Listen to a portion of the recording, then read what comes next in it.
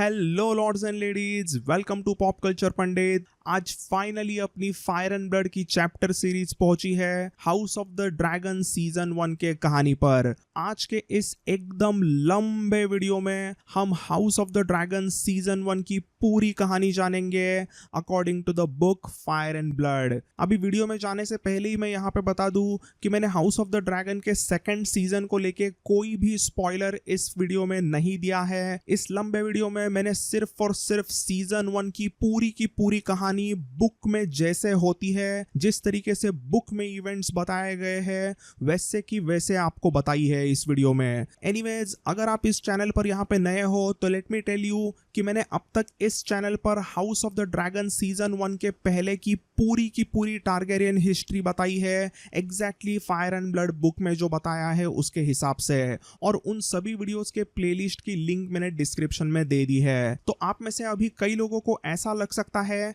कि आखिर बुक और शो में ऐसा क्या ही डिफरेंस होगा। अभी वैसे तो कोई एकदम बड़ा डिफरेंस तो नहीं है, वैसे देखा जाए तो शो और बुक की जो कोर स्टोरी रही थी वो वैसे सेम ही रही थी। मतलब एलिसेंट वर्सेस रेनिरा का झगड़ा होना, यानी कि ग्रीन्स वर्सेस ब्लैक्स का एक दूसरे के खिलाफ प्रॉब्लम शुरू होना, और उसके बाद में प्रिंस एमोंड की आंख को डैमेज होना, और ऐसे ही कई सारे इवेंट्स बुक में भी वैसे के वैसे ही होते हैं। बट इसके अलावा कई सारे important aspects of the story book में टोटली डिफरेंट है, और कहानी का पूरा डायनामिक ही उसके वजह से अलग होता है। उसके रिलेटेड अगर एक एग्जांपल दूं तो बुक में रेनिरा, लेना और डेमोन ऐसे तीनों का एक गर्मा गर्म स्पाइसी 3 वे रोमांस की भी कहानी है, और वो वाला कहानी का एंगल हमने बिल्कुल भी हाउस ऑफ द ड्रैगन के फर्स्ट सीजन में नहीं देखा था। वैसे ही मोस्ट इंपॉर्टेंटली शो के सभी कैरेक्टर्स का एज काफी डिफरेंट है, और वो दिखने में भी बहुत ही ज्यादा डिफरेंट होते हैं। फॉर एग्जाम्पल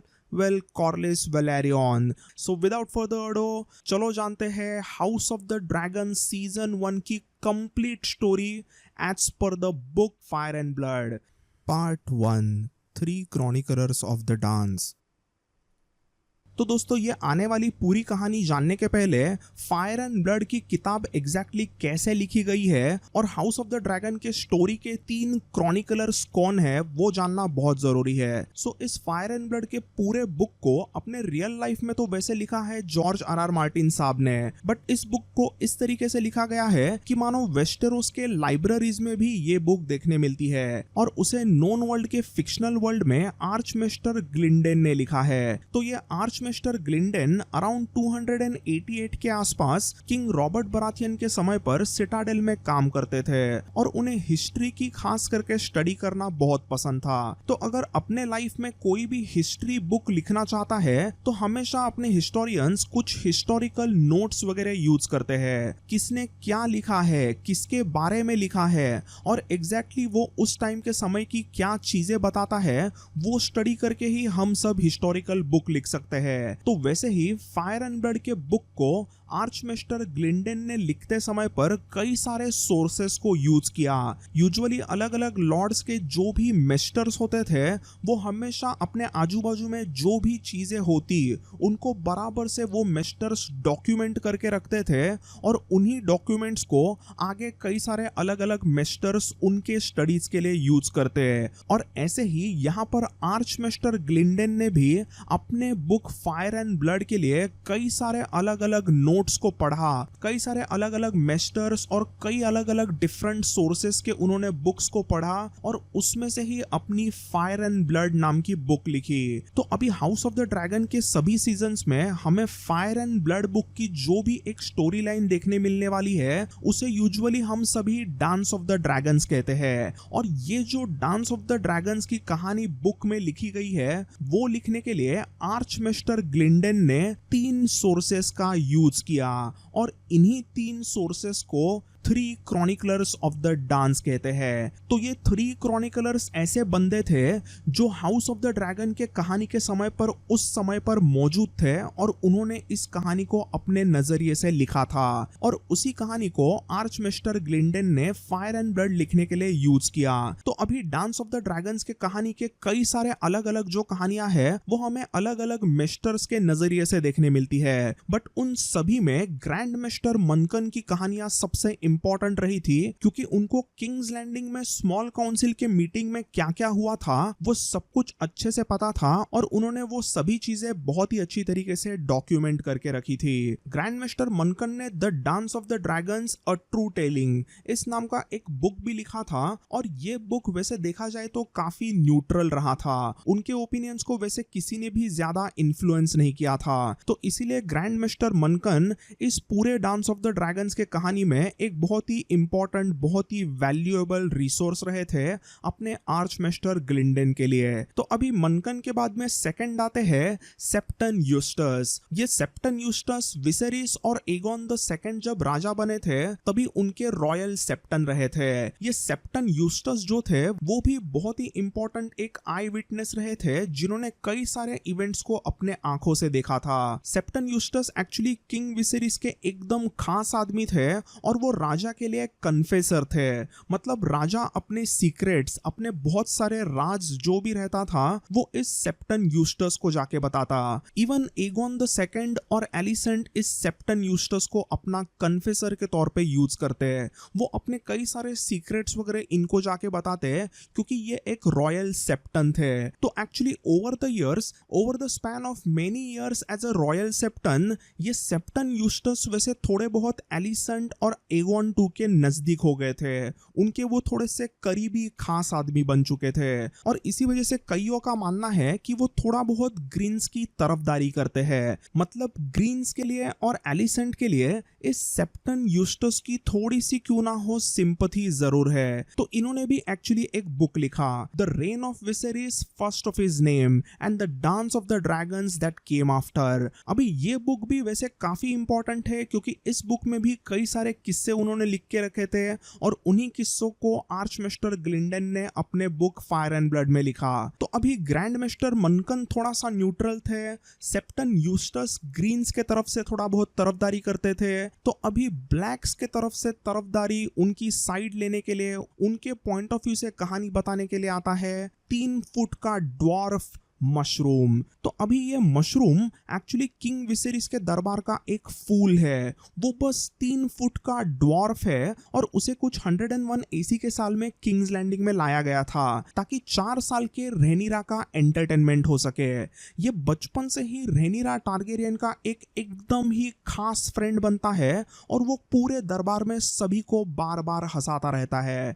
बट ये बंदा एकदम शातिर भी है और एकदम मुंहफट है। सो मशरूम प्रिंसेस रेनिरा और उसके कुछ खास दोस्त उसका मजाक उड़ाते थे तो वो सब टॉलरेट करता था, बट किसी भी फालतू छोटे मोटे प्रिंस या फिर लॉर्ड ने उसे कुछ बोल दिया तो वो सीधा मुंह पे ही उनको सुना देता।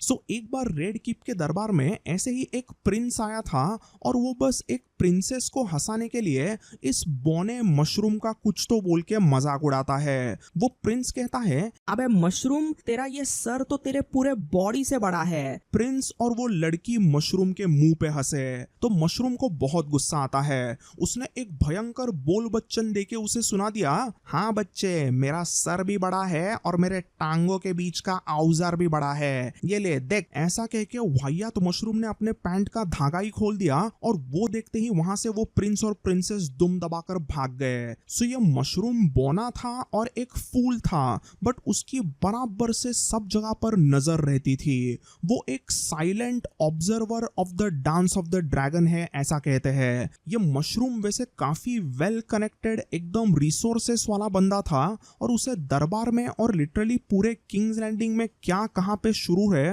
वो बराबर से अच्छे से पता चलता। तो इस मशरूम को जो भी चीजें पता चलती, जो भी वो देखता था, वो बराबर से उसे नोट डाउन करके रखता था और यही बुक जो मशरूम की थी वो बनी द टेस्टिमनी ऑफ मशरूम। तो अभी इस बुक को भी आर्च मास्टर ग्लिंडन ने अपने फायर एंड ब्लड के डांस ऑफ द ड्रैगन के स्टोरी लाइन के लिए यूज किया था। तो इस तरह से ये 3 important characters 3 chroniclers of the Dance of the dragon भी कहलाते हैं और उन्हीं की वजह से आर्च मास्टर ग्लिंडन को exactly dance of the dragon के पूरे कहानी में क्या हुआ वो अच्छे से पता चला। So most of the times ये तीनों भी एक ही चीज को सेम बताते हैं और वो इंसिडेंट डेफिनेटली हुआ था, बट कई बार तीनों भी डिफरेंट अलग अलग चीजें बताते हैं। सो कौन वहां पर सही है और कौन वहां पर कुछ गलत चीजें बता रहा है ये हमें पता नहीं चलता। तो वो आपको जो कहानी सही लगती है उस हिसाब से आपको लेनी होती है। So that's all in this part 1। अभी चलते हैं सेकंड पार्ट में। पार्ट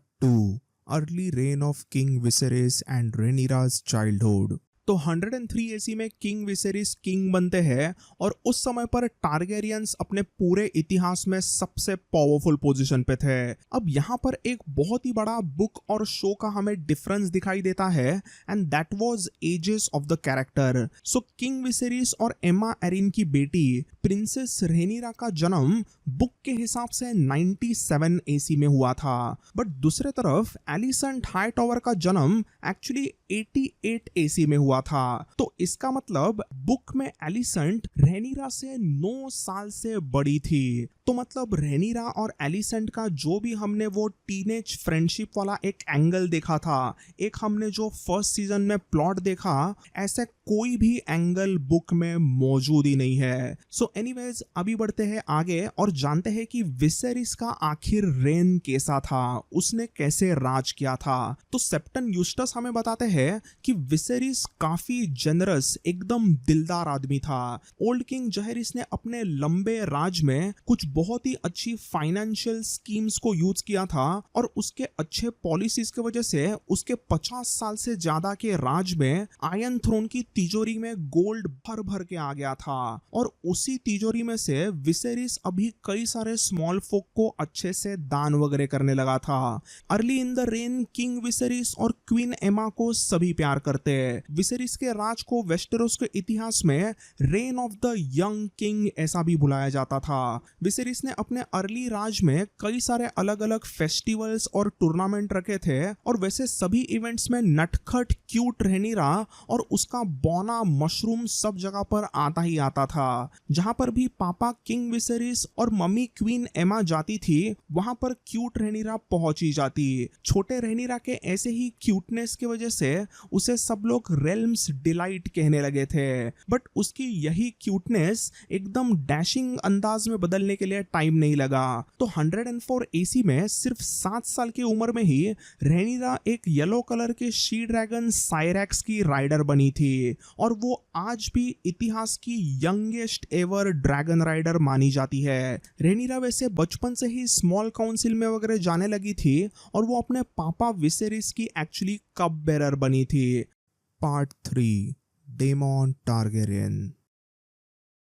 अब बात करते हैं डेमॉन टारगेरियन की। तो ओवर द इयर्स डेमॉन मतलब एक टिपिकल टारगेरियन बन के उभर के आया, यानी कि एकदम गरम दिमाग, हैंडसम और एकदम ही तगड़ा फाइटर। डेमॉन के फाइटिंग स्किल्स देखकर ही ओल्ड किंग जहेरिस ने उसे डार्क सिस्टर की तलवार सौंपी थी। डेमॉन का एक ड्रैगन भी था कैरेक्सस, जो कि एक्सट्रीमली अग्रेसिव ड्रैगन माना जाता और इसी ड्रैगन पर डेमॉन किंग्स लैंडिंग से यहाँ वहां पर घंटों घंटों लिटरली 2-3 दिन सिर्फ राइड ही करते रहता। 97 एसी में एक्चुअली यंग डेमॉन की रिया रॉयस नाम के एक हाउस रॉयस के प्रिंसेस के साथ में शादी हुई थी, but he never loved her.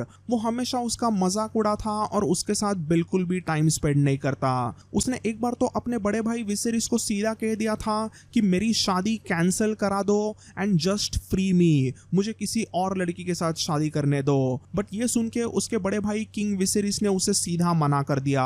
तो विसेरिस ने एक्चुअली राजा बनते ही अपने छोटे भाई डेमॉन को स्मॉल काउंसिल में भी लिया था। सबसे पहले तो विसेरिस ने डेमॉन को मास्टर ऑफ कॉइन बनाया, फिर मास्टर ऑफ लॉज बनाया, बट दोनों समय पर ऑटो हाईटॉवर ने डेमॉन के खिलाफ कुछ ना कुछ विसेरिस को जाके बता दिया और विसेरिस ने भी अपने हैंड की बात सुनकर डेमॉन को काउंसिल में से निकाल दिया था। इवेंचुअली विसेरिस अपने हैंड ऑटो के बहकावे में आकर डेमॉन को commander of the city watch यानी कि किंग्स लैंडिंग के पुलिस फोर्स का एक तरीके से पुलिस कमिश्नर बना देता है और इनडायरेक्टली एक तरह से डेमॉन अचानक से काफी पावरफुल बन गया था। तो अभी किंग्स लैंडिंग की पुलिस फोर्स यानी कि जो भी सिटी वॉच के जो मेंबर्स थे उनकी दहशत, उनका एक रुतबा जो बनाया गया था वो सिर्फ और सिर्फ डेमॉन के वजह से था। डेमॉन की वजह से ही उन्हें गोल्ड क्लोक्स कहने लगे थे, क्योंकि डेमॉन ने ही हुक्म दिया कि सभी पुलिस फोर्स को, सभी सिटी वॉच के सोल्जर्स को गोल्ड कलर के कपड़े सिलाकर गोल्ड कलर के आर्मर्स बनाकर दिया जाए। तो Daemon commander of the city watch बनता है और उसके अंडर सिटी वॉच का सब जगह पर एकदम खौफ होता है, क्योंकि सिटी वॉच के जो भी सोल्जर्स होते थे वो उनके मन में जो भी पनिशमेंट आती थी वो उनको देने का अधिकार डेमन ने दे दिया था।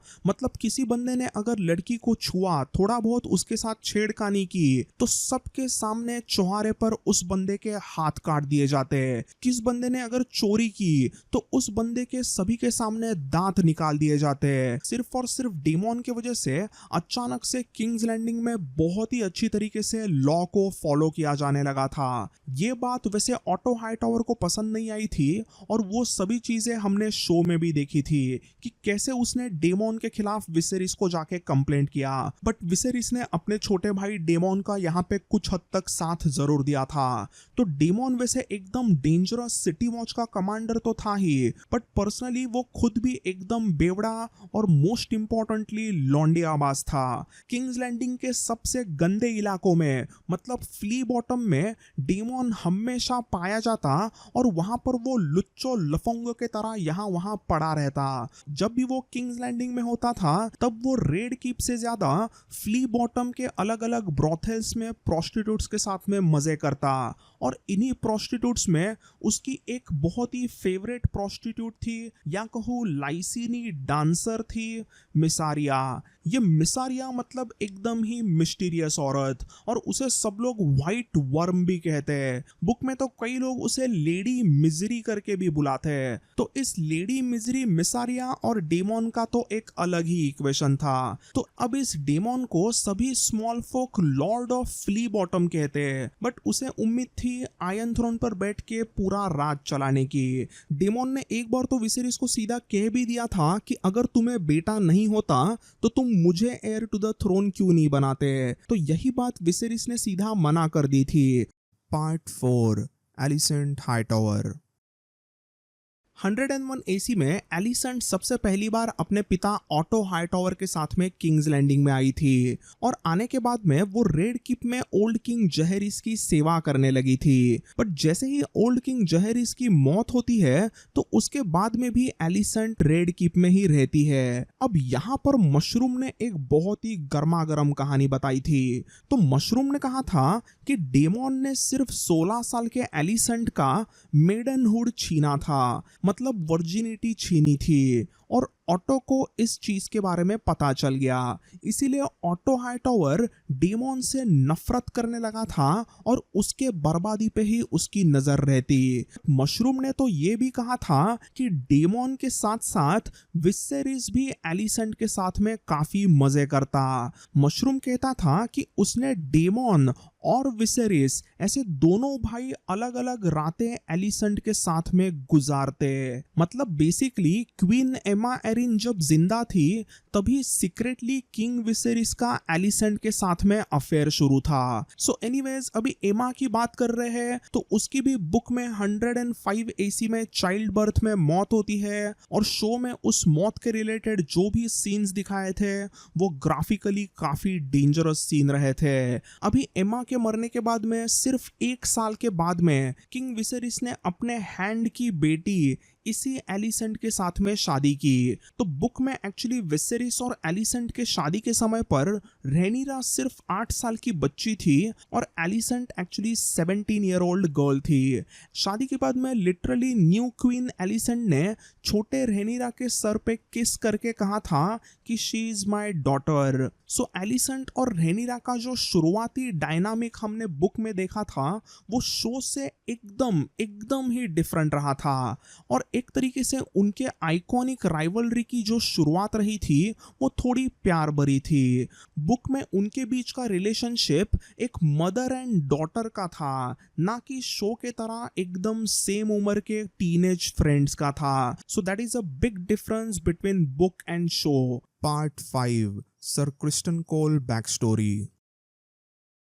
तो क्रिस्टन कोल का एक्चुअली जन्म हुआ था 82 एसी में एक गरीब लो बॉर्न नौकर के घर में। उसके पिता एक्चुअली लॉर्ड डोंडारियन के लिए ब्लैक हेवन के कैसल में काम करते थे। क्रिस्टन का पूरा बचपन ब्लैक हेवन के कैसल में ही गुजरा था और इसी कैसल में बड़ा होते होते यहाँ के डोंडारियन के सोल्जर्स में उसने बचपन से अच्छे से ट्रेनिंग की। अभी वेस्टरोस में सभी मर्दों को बचपन से थोड़ी बहुत फाइटिंग तो सीखनी ही पड़ती थी, बट क्रिस्टन कोल बचपन से ही एकदम ही नेचुरल बॉर्न फाइटर था। उसे खास करके मॉर्निंग स्टार का हथियार बहुत पसंद था और literally at the age of 16 ही वो नाइट बन चुका था। बचपन से ही ब्लैक हेवन के कैसल में क्रिस्टन कोल एक बहुत ही तगड़ा नाइट बन के उभर के आया था और देखते ही देखते डॉर्न में वो कई सारे अलग अलग टूर्नामेंट्स को एकदम आसानी से जीतने लगा by using his dangerous morning star as a weapon. सिर्फ 20 साल के उम्र में ही सर क्रिस्टन कोल पूरे डॉर्न का एक फाइनेस्ट फाइटर माना जाता और उसकी यूनिक डॉर्निश फाइटिंग टेक्निक बहुत ही लाजवाब थी। सो एक बार ऐसे ही 103 एसी के साल में मेडनपुल के लॉर्ड मूटॉन ने किंग विसेरिस के ऑनर में एक टूर्नामेंट रखा था क्योंकि इसी साल किंग विसेरिस राजा बने थे। तो इस टूर्नामेंट में पूरे वेस्टेरोस को सबसे पहली बार पता चला कि सर क्रिस्टन कोल क्या चीज है। यहाँ पर इस मेडनपुल के टूर्नामेंट में सबसे पहले मेली की फाइट्स थी और उसके बाद में फिर जाउस्टिंग के मुकाबले थे। सो मेली के सबसे पहले फाइट्स में एक जगह पर सर क्रिस्टन कोल एक एक करके सभी राउंड्स जीतते चला गया और ड्रॉ के दूसरे तरफ से डेमोन टारगेरियन सभी मुकाबले जीतने लगा था। इवेंचुअली डेमोन और क्रिस्टन कोल ऐसी एक फाइनल में भिड़ंत हुई थी और इस फाइनल मुकाबले में सर क्रिस्टन कोल ने अपने मॉर्निंग स्टार से डेमोन के डार्क सिस्टर को लिटरली उड़ा दिया था। सर क्रिस्टन कोल ने डेमोन को इस टूर्नामेंट में एकदम फेयर एंड स्क्वायर हराया था।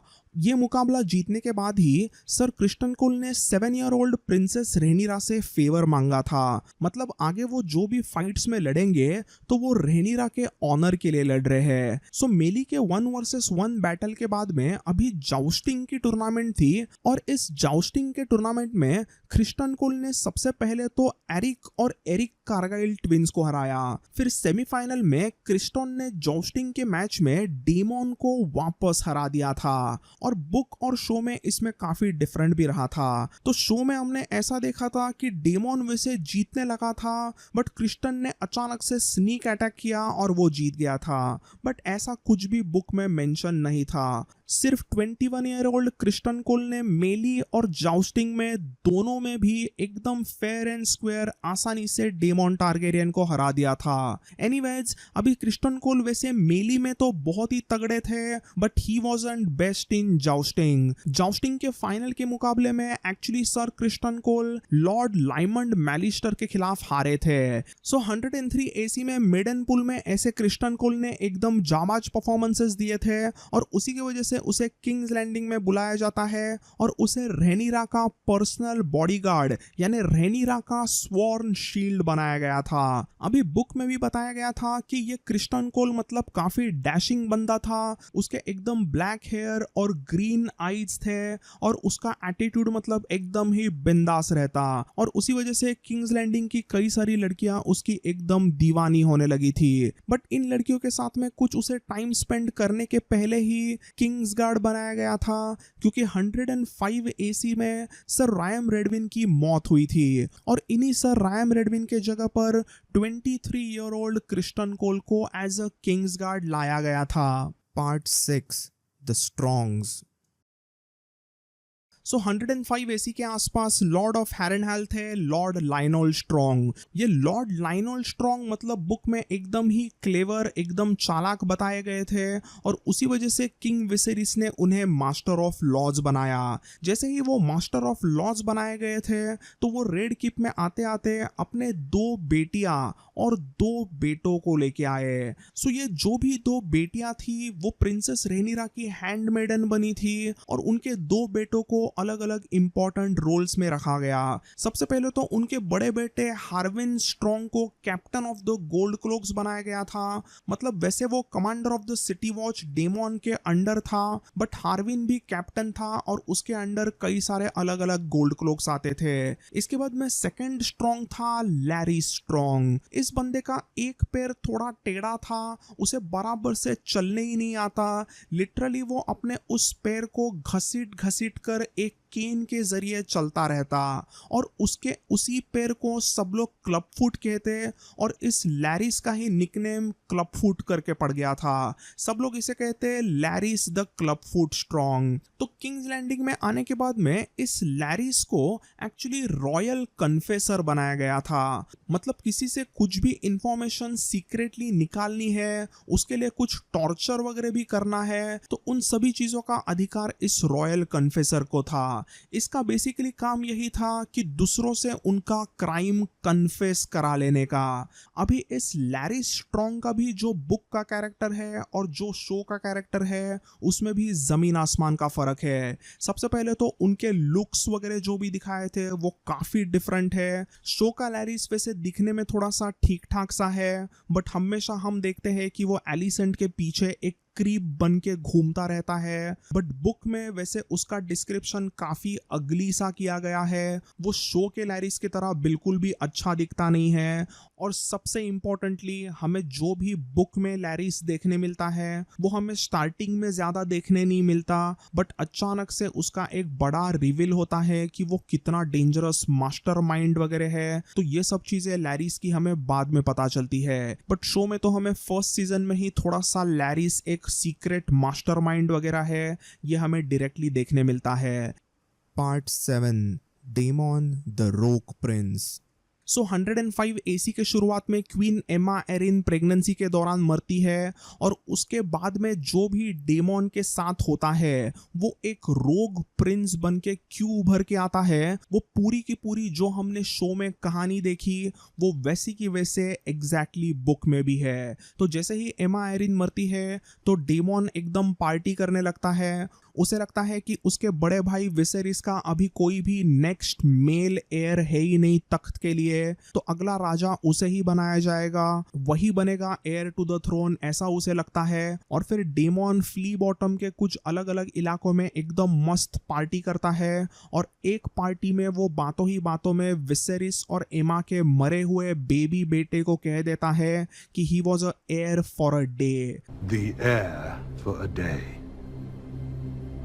सो यही सब चीजें एग्जैक्टली बुक में वैसे की वैसे होती है। और एमा के मरने के बाद में 105 एसी के शुरुआत में एक दिन डेमन को अचानक से पता चलता है कि रेनिरा को बड़े फंक्शन में एयर टू द थ्रोन बनाया गया है और उसे उस चीज का न्योता भी नहीं दिया गया। किंग विसेरिस ने ये एक सीक्रेट प्लान किया था कि वो अपने बेटी रेनिरा को एयर टू द थ्रोन यानी प्रिंसेस ऑफ ड्रैगनस्टोन बनाएगा और उसके इस पूरे प्लान को लाइनल स्ट्रॉन्ग और ऑटो हाईटॉवर अच्छे से एग्जीक्यूट करते हैं। तो डेमन को ये जैसे ही पता चलता है उसे बहुत ही ज्यादा गुस्सा आता है। वो सीधा अपने फेवरेट प्रोस्टिट्यूट लेडी मिजरी मिसारिया को लेकर कराक्सस पर बैठ के ड्रैगनस्टोन के लिए निकल जाता है और वहां पर जाने के बाद में एक साल में ही डेमन टारगेरियन बनता है द रोक प्रिंस। तो जब डेमन टारगेरियन ऐसे रोक प्रिंस बना था जब वो किंग्स लैंडिंग में नहीं था, तो इसी दौरान एक्चुअली किंग विसेरिस ने 106 एसी में एलिसेंट के साथ शादी की थी। तो अभी हमने और एक चीज डेमन द रोक प्रिंस की देखी थी and that was his battle against Craghas and the Triarchy. Daemon वैसे बुक में भी क्रगास को एकदम ही इजीली बिहेड करता है, बट ओवरऑल वो जो वॉर था वो बिल्कुल भी आसानी से नहीं जीतता। लिटरली डेमन और कॉर्लिस दोनों मिलके इस स्टेप स्टोन्स के इलाके में 106 एसी से लेके 108 एसी ऐसे 2 साल तक फाइट कर रहे थे। जैसे कि मैंने कहा कि इवेंचुअली वो कई सारे बैटल्स जीतते हैं, बट वो वैसे कभी भी बड़ा वॉर जीतते नहीं है क्योंकि स्टेप स्टोन्स का इलाका मतलब बहुत ही वास्ट था। वहां पर अलग अलग 8000 से ज्यादा आइलैंड्स का बसेरा है, तो इतने सारे आइलैंड्स पे एक साथ काबू करना मतलब ऑलमोस्ट इम्पॉसिबल था। बट कुछ मेन इंपॉर्टेंट बड़े बड़े आइलैंड्स पे जरूर डेमन और कॉर्लिस ने अपना राज एस्टैब्लिश किया था। बट ओवरऑल वैसे यहाँ वहाँ कई जगहों पर ट्रायर्की के लोग हमेशा कायम रहे थे, पूरा ट्रायर्की बिल्कुल भी खत्म नहीं हुआ था। Part 8 Birth of Alicent's Children and Greens versus Blacks begins. 107 AC का साल ऐसा था जिस साल सबसे पहली बार एलिसेंट वर्सेस रेनिरा के प्रॉब्लम शुरू हो गए, क्योंकि इस 107 के साल में एगोन का जन्म हुआ था, जो एलिसेंट और विसेरिस का पहला बेटा था। एगोन का जन्म होने के बाद में सिर्फ 2 साल बाद में 109 एसी में एमोंड का जन्म हुआ था और फिर 110 एसी में हेलेना का जन्म हुआ। सो 106 एसी के साल में किंग विसेरिस के साथ में शादी होते ही क्वीन एलिसेंट को सिर्फ अगले 4 सालों में 3 अलग अलग बच्चे हुए थे। रहेनिरा इन सालों में अभी अर्ली टीनेज में पहुंच गई थी। वो यही कुछ 10 से लेके 13 साल की हो गई थी और वो अभी एलिसेंट के पावर गेम को अच्छे से समझने लगी थी। रहेनिरा एक्चुअली इस समय पर प्रिंसेस ऑफ ड्रैगनस्टोन थी और किंग विसेरिस ने वेस्टेरोस के सभी लॉर्ड्स को एकदम स्ट्रेट फॉरवर्ड वे में बता दिया था कि उसका heir to the throne princess Rhaenyra ही है और उसके मरने के बाद में आगे रहेनिरा टारगेरियन ही आयरन थ्रोन पे बैठेगी। ये विसेरिस ने सबको अच्छे से बता दिया था, बट सीक्रेटली अभी एलिसेंट ऐसे ख्वाब देखने लगी थी कि उसका बेटा एगोन आयरन थ्रोन पे बैठे और बुक में ऐसा बिल्कुल भी नहीं बताया गया है कि उसको ऐसा लगना।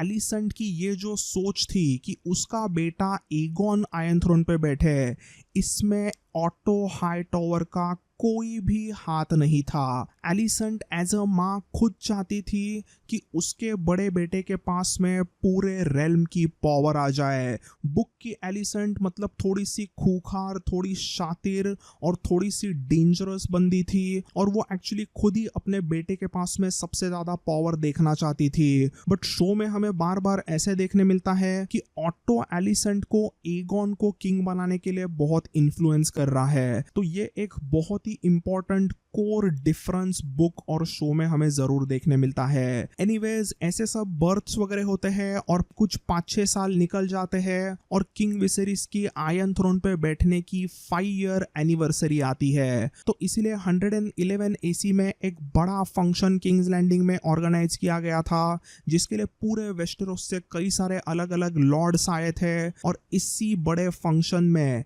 एलिसेंट ने सबके सामने पहली बार अपने हाउस का एक बहुत ही खूबसूरत ग्रीन गाउन पहना था और एक पावर मूव उसने की थी। बट दूसरे तरफ रहेनिरा कैसे पीछे हटेगी। रहेनिरा ने भी उसका एक बहुत ही खूबसूरत ब्लैक गाउन पहना और वो इस फंक्शन में आई थी और उसने अपना एक खुद का पावर मूव खेला और इसी के वजह से शुरू हो गया ग्रीन्स वर्सेस ब्लैक्स। इसी के साथ साथ इस फंक्शन में और एक चीज हुई थी and that was written of रोक प्रिंस डेमॉन टारगेरियन। जो शो में हुआ था वैसी ही चीज बुक में भी हमें देखने मिलती है। एकदम भरे दरबार में एकदम स्वैग में डेमॉन आता है और उसने अपने बड़े भाई के सामने स्टेप स्टोन्स का किंग का क्राउन उसने एक जो बनवाया था वो रख देता है। अपने बड़े भाई के सामने वो यहाँ पे बेंड द नी भी करता है और वो कहता है कि स्टेप स्टोन्स का तख्त उसने जो इतने साल फाइट करके जीता है वो राजा विसेरिस को वो यहाँ पे सौंप रहा है। तो यहाँ पर ये चीज विसेरिस को बहुत ही अच्छी लगती है और विसेरिस और डेमॉन का यहाँ पे रिकंसिलिएशन होता है।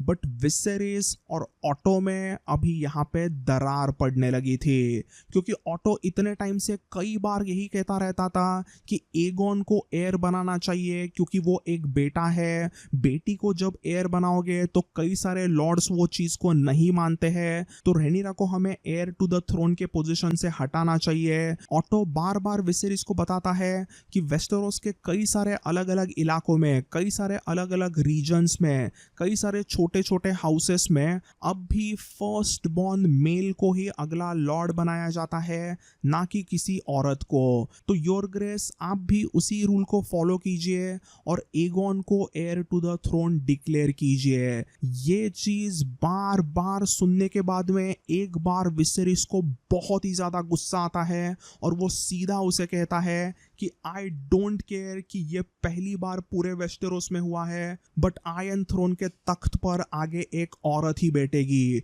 मेरे बाद में मेरी बेटी रहेनिरा ही यहाँ पर आयरन थ्रोन पे बैठेगी और अगर तुम्हें इससे कुछ प्रॉब्लम है तो तुम अभी के अभी यहाँ से निकल जाओ। अब इतना सब कहने के बावजूद ऑटो फिर भी ताने मारते हुए कहता है कि मैं तो बस रेल्म के हित में, रेल्म के अच्छाई के लिए ये सब कह रहा हूँ, और मुझे अब भी लगता है कि आपको एगोन को ही हेir टू द थ्रोन बनाना चाहिए क्योंकि वही एक अच्छी चीज होगी। अभी इसके बाद में तो विसेरिस को ऐसा गुस्सा आया कि उसने वही के वही ऑटो को हैंड ऑफ द किंग के पोजीशन से निकाल दिया और उसी दिन विसेरिस ने लायनल स्ट्रॉन्ग को हैंड बनाया। Part 9 Rhaenyra Criston Love Story।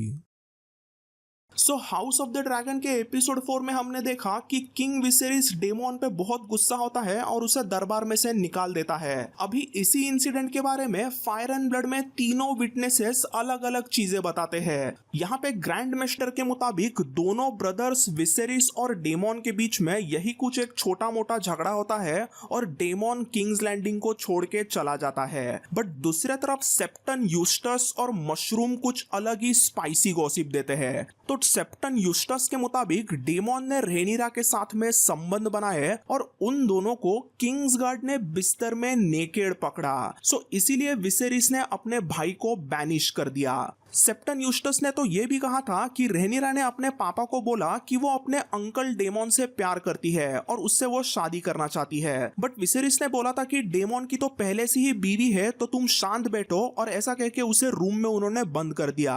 इन दो कहानियों के बाद में आता है लेजेंडरी मशरूम। अभी उसके मुताबिक रेनिरा को हमेशा से ही सर क्रिस्टन कोल पसंद था और रेनिरा उसके साथ संबंध बनाना चाहती थी। बट मशरूम के मुताबिक sir Kristen was a true knight, a noble and chaste and mindful of his vows। Rhaenyra को कुछ भी करके क्रिस्टन कोल को सीड्यूस करके संबंध बनाने थे और इस मिशन में उसका हवस में डूबा अंकल डेमोन मदद करता है। डेमोन रेनिरा को कहता है कि वो उसे एक लड़की से एक औरत बना देगा और जब रेनिरा एक औरत बनेगी तभी सर क्रिस्टन उसमें इंटरेस्ट लेंगे, उसके साथ में संबंध बनाना चाहेंगे। ऐसी सब चीजें डेमोन रेनिरा को बताता है। सो मशरूम बोलता है कि उसने कई बार डेमोन और रेनिरा को किस करते देखा।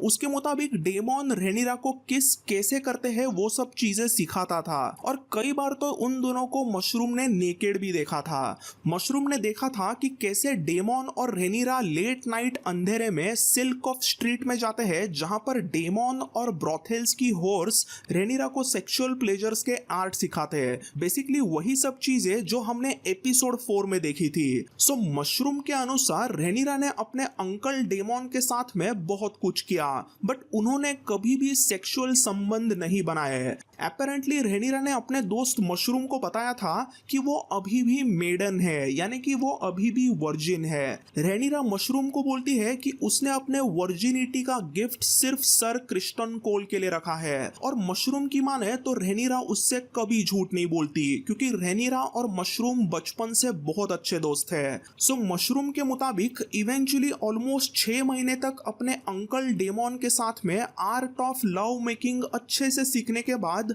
एक रात रेनिरा ने अपने हुस्न का जादू सर क्रिस्टन कोल पे शुरू किया। बट रेनिरा के ऐसे बिहेवियर से sir Criston Cole was horrified and he spurned her, यानी कि क्रिस्टन कोल ने रेनिरा को मना किया और वहां से वो निकल गए। सर क्रिस्टन ने रेनिरा का दिल तोड़ा। ये सब चीजें होने के बाद में कुछ ही दिनों के बाद में विसेरिस अपने दरबार में से अपने भाई को निकाल देता है और कुछ ही दिनों के बाद में रेनिरा की शादी लेनोर वेलेरियन से तय की जाती है, जो कि एग्जैक्ट चीज हमें शो में भी देखने मिलती है। और उसके बाद में जो कुछ भी हुआ, as the archmaester Gyldayn says, here again our sources differ. आप यहाँ पे बुक में क्लियरली देख सकते हो। सो एक सेप्टन यूस्टस की दास्तान है और दूसरी मशरूम की। सो सेप्टन यूस्टस के मुताबिक जैसे ही रेनिरा और लेनोर की शादी अनाउंस की जाती है, उस रात क्रिस्टन कोल रेनिरा के कमरे में जाते हैं और उसका प्यार कन्फेस करते हैं। क्रिस्टन कोल रेनिरा को बोलते हैं कि उन दोनों को भाग के शादी करनी चाहिए, बट रेनिरा ने उन्हें मना कर दिया और सीधा बता दिया कि वो ब्लड ऑफ ड्रैगन है। अगर क्रिस्टन कोल किंग्सगार्ड के वाउस को ही ऐसे तोड़ सकता है तो वो शादी के वाउस को क्या मानेगा। ऐसा कह के रेनिरा क्रिस्टन कोल का इंसल्ट करती है और उसे वो रूम में से भगा देती है। तो दोस्तों, ये जो सेप्टन यूस्टस ने कहा था कि सर क्रिस्टन कोल ने रेनिरा को प्रपोज किया, ये वाली स्टोरी लाइन अपने शो राइटर्स ने एक्सेप्ट की, बट अभी दूसरे तरफ मशरूम की दास्तान आती है जो कुछ अलग ही लेवल पर है। तो मशरूम कहता है कि जैसे ही रेनिरा को उसकी शादी लेनोर से हो गई है ये पता चलता है, तो वो उसी रात सर क्रिस्टन कोल के साथ में संबंध बनाना चाहती थी। रेनिरा उसी रात सर क्रिस्टन को अपने रूम में लाती है और उसके सामने अपने कपड़े वगैरह उतार कर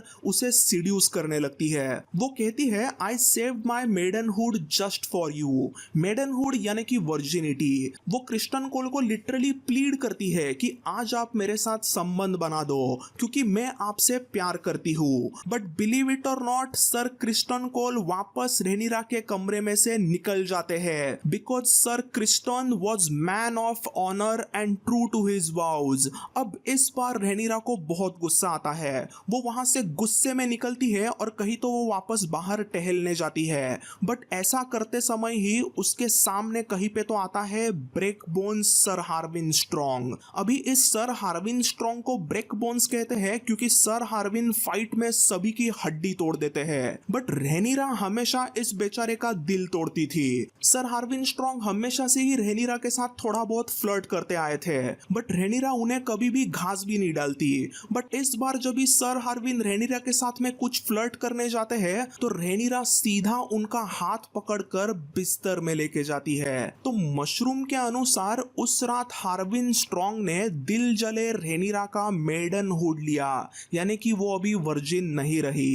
अब मशरूम को ये सब चीजें कैसे पता होगी? तो उसके मुताबिक अगले दिन सुबह सुबह जब मशरूम अपने दोस्त रेनिरा से मिलने जाता है तो सर हार्विन और रेनिरा बिस्तर में उसे दिखाई देते हैं। इसके बाद में रेनिरा अपने दोस्त को रात की पूरी दास्तान बताती है। सो मशरूम की माने तो सर क्रिस्टन कोल और रेनिरा अभी एक दूसरे के इसी वजह से दुश्मन बनते हैं क्योंकि सर क्रिस्टन ने रेनिरा के साथ संबंध नहीं बनाया क्योंकि वो असली किंग्सगार्ड थे। उन्होंने अपने वाउज को नहीं तोड़ा, बट यही चीज में शो में नहीं देखने मिलती।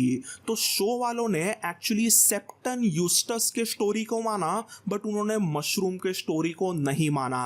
अभी अगर आप चाहते हो तो आप मशरूम की बात मेरे तरह मान सकते हो। It's up to you. Part 10 Rhaenyra Laenor marriage.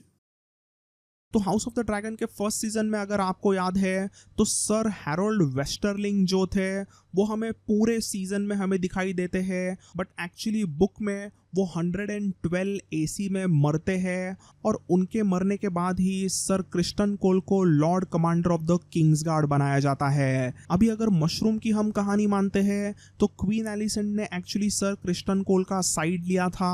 Queen Alicent ने ही अपने हस्बैंड विसेरिस को कह दिया कि सर क्रिस्टन कोल एक अच्छे फाइटर है, अच्छे साफ दिल के बंदे हैं, तो उन्हें ही हमें लॉर्ड कमांडर ऑफ द किंग्सगार्ड बनाना चाहिए। तो रेनिरा टारगेरियन ने क्रिस्टन कोल को धोखा दिया था। ये कैसे तो करके एलिसेंट को कहीं से तो पता चल गया था और इसी को जानकर एलिसेंट ने अभी क्रिस्टन कोल को अपने तरफ खींचना शुरू किया था। तो अभी वो कैसे तो करके एलिसेंट को जो भी पता चला था वो चीज हमने शो में थोड़ी सी देखी थी। Breaches or rather lapses. It happened, Your Grace. My oath has been broken. Show में कुछ ऐसा प्लॉट लिखा गया था कि क्रिस्टन कोल और एलिसेंट में कुछ मिसकम्युनिकेशन होता है और क्रिस्टन कोल खुद ही एकदम गलत फहमी में सीधा एलिसेंट को बता देते हैं कि उन्होंने अपनी किंग्सगार्ड की वाव तोड़ी है और उन्होंने रेनिरा के साथ में संबंध वगैरह बनाए। तो ऐसी सब कहानी बुक में बिल्कुल भी डायरेक्टली ओपन नहीं है। हमें सिर्फ पता चलता है कि एलिसेंट धीरे धीरे क्रिस्टन कोल को अपने तरफ खींचना शुरू करती है और इवन क्रिस्टन कोल भी थोड़ा बहुत एलिसेंट के तरफ जाने लगते हैं, उस पे थोड़ा बहुत विश्वास रखने लगते हैं। इसके बाद में 113 AC में एक इंपॉर्टेंट चीज होती है एंड दैट इज इस साल ग्रैंड मास्टर मेलॉस को लाया जाता है, जिन्हें हमने हाउस ऑफ द ड्रैगन के शो में भी देखा था। तो यहाँ पर भी हमें शो और बुक की टाइमलाइन काफी आगे पीछे देखने मिलती है। तो शो में जब एम्मा एरिन मरती है तब ग्रैंड मास्टर मेलॉस वहां पे मौजूद थे, बट यहाँ पर हमें बुक में एक्चुअली बताया गया था कि ग्रैंड मास्टर मेलोस जो थे वो 113 एसी में रेड कीप में आते हैं। तो ये सब कुछ चीज़ें पिछले 1-2 साल में होती है, बट सबसे इम्पॉर्टेंट चीज़ होती है 114 एसी में इस साल रेनिरा टारगेरियन की शादी लेनोर वेलेरियन के साथ में की जाती है, और इसी साल में ब्रेकबोन्स हार्विन स्ट्रॉन्ग रेनिरा का स्वॉर्न शील्ड भी बनाया जाता है, और रेनिरा लेनोर के साथ में रहने के लिए ड्रिफ्ट मार्क पे जाती है, और उसके साथ साथ इवन हार्विन स्ट्रॉन्ग भी एज अ स्वॉर्न शील्ड वहां पे जाता है। तो अभी ये कहानी कैसे क्या हुई वो सब हमने हाउस ऑफ द ड्रैगन के शो में सब कुछ देखा था। लिटरली वैसे की वैसी कहानी बुक में है, उसमें कोई भी डिफरेंस नहीं है। तो विसेरिस टारगेरियन एक्चुअली चाहता था कि टारगेरियंस और वेलेरियंस रिश्तेदार बन जाए। तो हमने जो शो में जो देखा था कि रेनिरा का जो हस्बैंड लेनोर होता है वो एक्चुअली गे होता है, उसे लड़कियों में बिल्कुल भी इंटरेस्ट नहीं होता, और वही सारी चीजें हमें बुक में भी देखने मिलती है। तो डेमोन टारगेरियन ने एक जमाने पे प्रिंसेस रेनिरा पे कुछ अलग ही संस्कार किए थे, तो रेनिरा वही कुछ वाहियात संस्कार यहाँ पे इम्प्लीमेंट करती है। वो शादी तो लेनोर के साथ में करती है, बट लेनोर ऑब्वियसली उसे वैसा टाइम नहीं दे सकता था जैसा वो चाहती थी। तो वो जो उसे सहारा चाहिए था, जो उसे वो एक इमोशनल और फिजिकल सपोर्ट चाहिए था, वो उसे मिला उसी के स्वॉर्न शील्ड ब्रेकबोन्स हार्विन स्ट्रॉन्ग में। तो actually Harvin strong dragon stone पे रहता था और रेनिरा ड्रिफ्ट मार्क पे लेनोर के साथ में रहती थी, बट वो लंबे समय तक ड्रिफ्ट मार्क पर रहती नहीं थी। वो हमेशा कहती थी कि वो प्रिंसेस ऑफ ड्रैगन स्टोन है, तो उसे ड्रैगन स्टोन का तख्त भी संभालना पड़ेगा, और इसी वजह से वो बार बार सेरैक्स पे बैठ के ड्रैगन स्टोन जाती, और ड्रैगन स्टोन से वो वापस ड्रिफ्ट मार्क आती, वापस ड्रैगन स्टोन जाती। ऐसे ही वो करने लगी थी, और वो ड्रैगन स्टोन पर जाके सीक्रेटली हार्विन के साथ में क्या क्या करती होगी ये तो आई थिंक मुझे पूरा अच्छे से एक्सप्लेन नहीं करना चाहिए। ड्रैगन स्टोन पर रेनिरा को रोकने वाला कोई भी नहीं था। She was the princess of Dragonstone, no one can control her, and she was open to do whatever. तो यहीं पर हार्विन स्ट्रॉन्ग और उसके बीच में प्यार होता है, और उनके बीच अफेयर शुरू होता है। अभी अपनी ही बीवी ऐसे ड्रैगन स्टोन पर बार बार जाके क्या रंग रंगेलियां मनाती होगी, इस चीज के बारे में एक्चुअली लेनोर को भी पता ही था। एक तरीके से लेनोर और रेनिरा में ये एक पैक्ट हुआ था, एक सीक्रेट डील हुई थी कि तुम्हें जो करना है तुम करो, मुझे जो करना है मैं करूंगा, और ये सब चीजें हमने शो में अच्छी तरीके से देखी ही थी। तो रेनिरा का अफेयर हार्विन स्ट्रॉन्ग के साथ में ड्रैगन स्टोन पर शुरू हो गया था, और दूसरे तरफ ड्रिफ्ट मार्क पर कार्ल कोरी नाम के किसी बंदे के साथ में लेनोर के कुछ अलग ही मजे शुरू थे। रेनिरा और लेनोर की शादी 114 एसी के शुरुआत में हुई थी, और लिटरली उसी साल के एंड में उनको एक बेटा होता है हुज नेम वॉज जसेरिस। तो ये अभी रेनिरा और हार्विन का बेटा था, बट ऑब्वियसली सबके लिए वो लेनोर का बेटा था। कोई भी ऐसे नहीं कह सकता कि वो लेनोर का बेटा नहीं है, वो हार्विन का है। टारगेरियन प्रिंसेस के बेटे को बास्टर्ड कहना मतलब एक बहुत ही बड़ा जुर्म था, तो obviously no one was going to say that. इसी के साथ साथ एक्चुअली 114 एसी के साल में एलिसेंट को भी एक 4th चाइल्ड होता है जिसका नाम रखा गया डेरॉन। तो अभी ये डेरॉन एक्चुअली हमें हाउस ऑफ द ड्रैगन के फर्स्ट सीजन में हमें देखने नहीं मिला, तो वो शो में हमें क्यों नहीं देखने मिला ये मैंने इसी वीडियो में आगे आपको बताया ही है। Part 11 Death of Rhaeroys and the Maiden of the Vale। अपने बड़े भाई विसेरिस ने 113 एसी के एंड में निकालने के बाद में डेमोन सबसे पहले तो एसोस में रहने लगता है। वो यहाँ वहाँ घूमता ही रहता है अपने ड्रैगन कराक्सिस पे बैठ के, और खास करके वो पेंटोस में ज्यादा दिन रुकता है क्योंकि उसे वहाँ के एक मैजिस्टर ने अच्छे से पनाह दी थी। बट देन स्टेपस्टोन्स में वापस ट्रायर्की के कुछ अलग अलग प्रॉब्लम शुरू होते हैं, और खास करके वेलेरियन शिप्स को लूटने जाने लगता है। सो डेमोन 114 एसी में में सीधा ड्रिफ्ट मार्क पे चला जाता है और कहता है कि अगर कॉर्लिस को कुछ मदद चाहिए तो वो उस मदद को देने के लिए रेडी है। वो दोनों भी वापस 114 से लेके 115 एसी के बीच में कई सारे अलग अलग छोटे मोटे बैटल्स ट्रायर्की के खिलाफ लड़ते हैं और ऐसे ही बैटल्स लड़ते लड़ते एक दिन स्टेपस्टोन्स के आइलैंड पर डेमन को एक न्यूज आती है कि वेल में उसके बीवी रिया रॉयस की घोड़े पर से गिर के ब्रेन डैमेज की वजह से मौत हुई है। तो बुक में लिटरली डायरेक्टली कहा गया है कि डेमन ने अपने बीवी को नहीं मारा, बट शो में पता नहीं क्यों उन्होंने डेमन को एकदम विलन दिखाया है और वो सीधा अपने बीवी को वगैरह जाके मारता है। ऐसी सब कुछ चीजें शो में दिखाई थी। ऐसा बिल्कुल भी जरूरी नहीं था दिखाना, क्योंकि उसके रिलेटेड कोई भी हिंट बुक में बिल्कुल भी मौजूद नहीं है। क्योंकि जब डेमन की बीवी एक्चुअली मरी थी तभी डेमन कॉर्लिस के साथ में स्टेपस्टोन्स में फाइट कर रहा था। सो अभी बुक हो या फिर शो हो, डेमन इतना कमीना जरूर था कि अपने बीवी रिया रॉयस के मरने के बाद में वो डायरेक्टली वेल में ईरी को जाता है और वो वहां पे सीधा जाके लेडी एरिन को कहता है कि हाउस रॉयस का जो भी रूनस्टोन का कैसल है वो अभी उसे मिलना चाहिए, क्योंकि वो कैसल रिया रॉयस के नाम पर था। तो अभी अगर वो मरती है तो उसके हस्बैंड को वो कैसल देना चाहिए। ऐसी सीधा डिमांड यहाँ पर डेमन करता है। तब इस डिमांड को लेडी एरिन सीधा ठुकरा देती है और उसे कहती है कि तुम यहाँ से दुम दबा के क्विकली भाग जाओ, मैं बिल्कुल भी ये सब चीजें नहीं करूंगी। तो ये लेडी एरिन थी maiden of the Vale, lady Jeyne. ये लेडी जेन मतलब एकदम ही young bad sexy Arryn lady थी। उसके पिता और उसके बड़े दोनों भाई वेल के माउंटेन क्लैंस के खिलाफ बैटल्स में मर गए थे। सो इस समय पर लेडी जेन का पूरे वेल पर रूल होता है। कई मर्दों ने ये एक औरत है तो ये वीक रहेगी ऐसा सब कुछ सोच के उसे हटाने का सोचा था, बट लेडी जेन ने अपने सभी राइवल्स को ईरी के स्काई प्रिजन में फेंक दिया था। सो ये बंदी काफी इंपॉर्टेंट कैरेक्टर है और यहाँ वहाँ वो आगे शो में और बुक में हमें देखने जरूर मिलेगी। पार्ट 12 डेमन लेना मैरिज।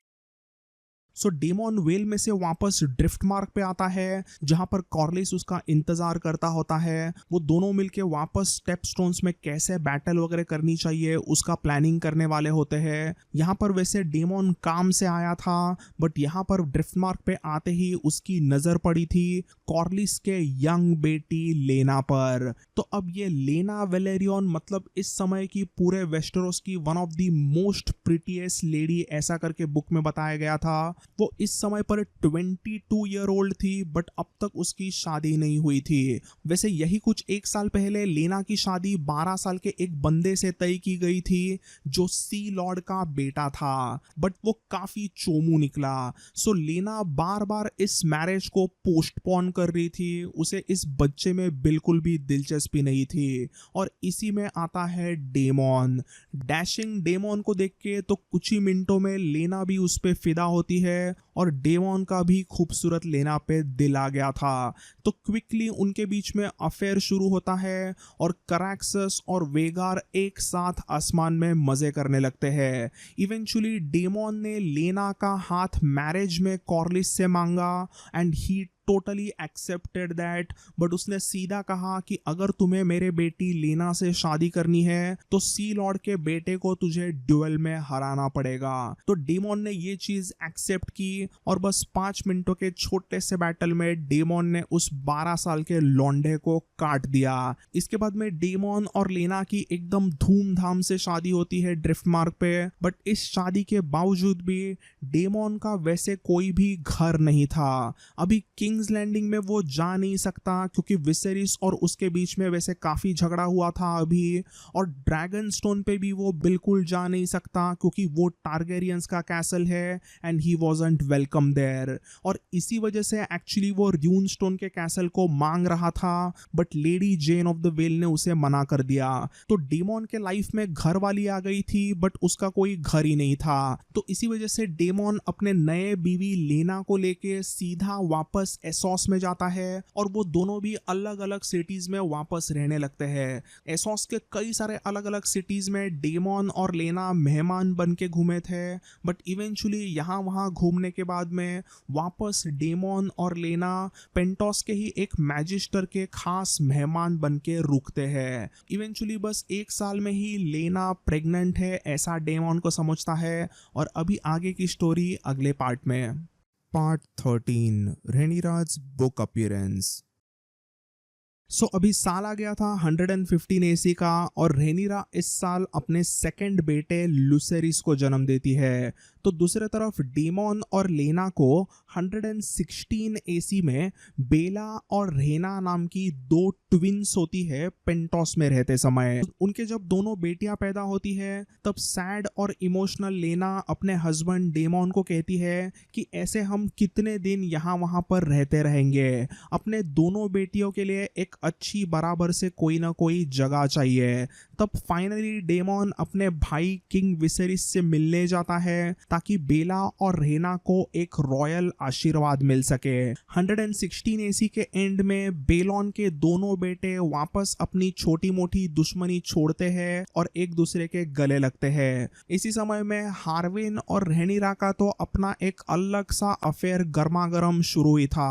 117 एसी में रेनिरा एक्चुअली प्रेग्नेंट रहते समय किंग्स लैंडिंग में आई थी, और किंग्स लैंडिंग में उसे एक बेटा होता है जिसका नाम रखा गया था जॉफ्री। और हमने शो में भी देखा था कि उसका जब तीसरा बेटा जॉफ्री होता है तब उसे देखने के लिए एलिसेंट उसे अपने कमरे में बुलाती है और वो उस जॉफ्री के बालों का कलर देखती है। फिर इसके बाद में इस पार्ट की मैं सबसे इंपॉर्टेंट चीज बताने वाला हूँ, and that is Rhaenyra's book appearance. ये बताना जरूरी है कि शो और बुक में रेनिरा के लुक्स का काफी डिफरेंस है। तो एक्चुअली थर्ड प्रेगनेंसी के बाद में बुक में ऐसा बताया गया है कि रेनिरा का अपीयरेंस थोड़ा सा चेंज होता है। वैसे देखा जाए तो उसके जो टारगेरियंस वाले खूबसूरत लुक्स थे वो जरूर रहे थे, बट उसकी फिगर अभी वैसे स्लिम नहीं रही थी। House of the dragon show में रेनिरा की एक्ट्रेस एमा डीआरसी एकदम ही गॉर्जियस लगती है, और वेल उसकी फिगर वगैरह भी वैसे काफी अच्छी ही लगी थी। हम ऐसा तो नहीं कह सकते कि वो एकदम ही फुल फिगर्ड है, बट बुक वाली जो रेनिरा है उसने पोस्ट प्रेगनेंसी जो वेट आता है विमेन में वो बिल्कुल भी लूज नहीं किया था, और एक जमाने में एकदम ही स्लिम फिगर वाली रेनिरा अभी 3 प्रेगनेंसीज के बाद में थोड़ी बहुत क्यों ना हो गोल मटोल हो गई थी। अभी बुक में वैसे एकदम डायरेक्टली रेनिरा को फैट वगैरह तो नहीं कहा था, बट उसे डेफिनेटली कहा गया कि Rhaenyra was grown stout and thick of waist. So ये एक चीज जरूर थी। बट अगर दूसरे तरफ हम एलिसेंट की बात करते हैं तो एलिसेंट 4 प्रेगनेंसीज के बाद में भी काफी स्लेंडर रही थी, काफी खूबसूरत रही थी और बहुत ही ग्रेसफुल रही थी। अभी ये चीज मशरूम हमें बताता है कि मशरूम ने ये बहुत बार नोटिस किया था कि रेनिरा एलिसेंट के लुक से काफी जलती है। तो बुक में एक्चुअली रेनिरा और एलिसेंट के बीच में ये कुछ अजीब से लुक्स वगैरह लेकर भी जलसी वगैरह की भी राइवलरी बताई गई है।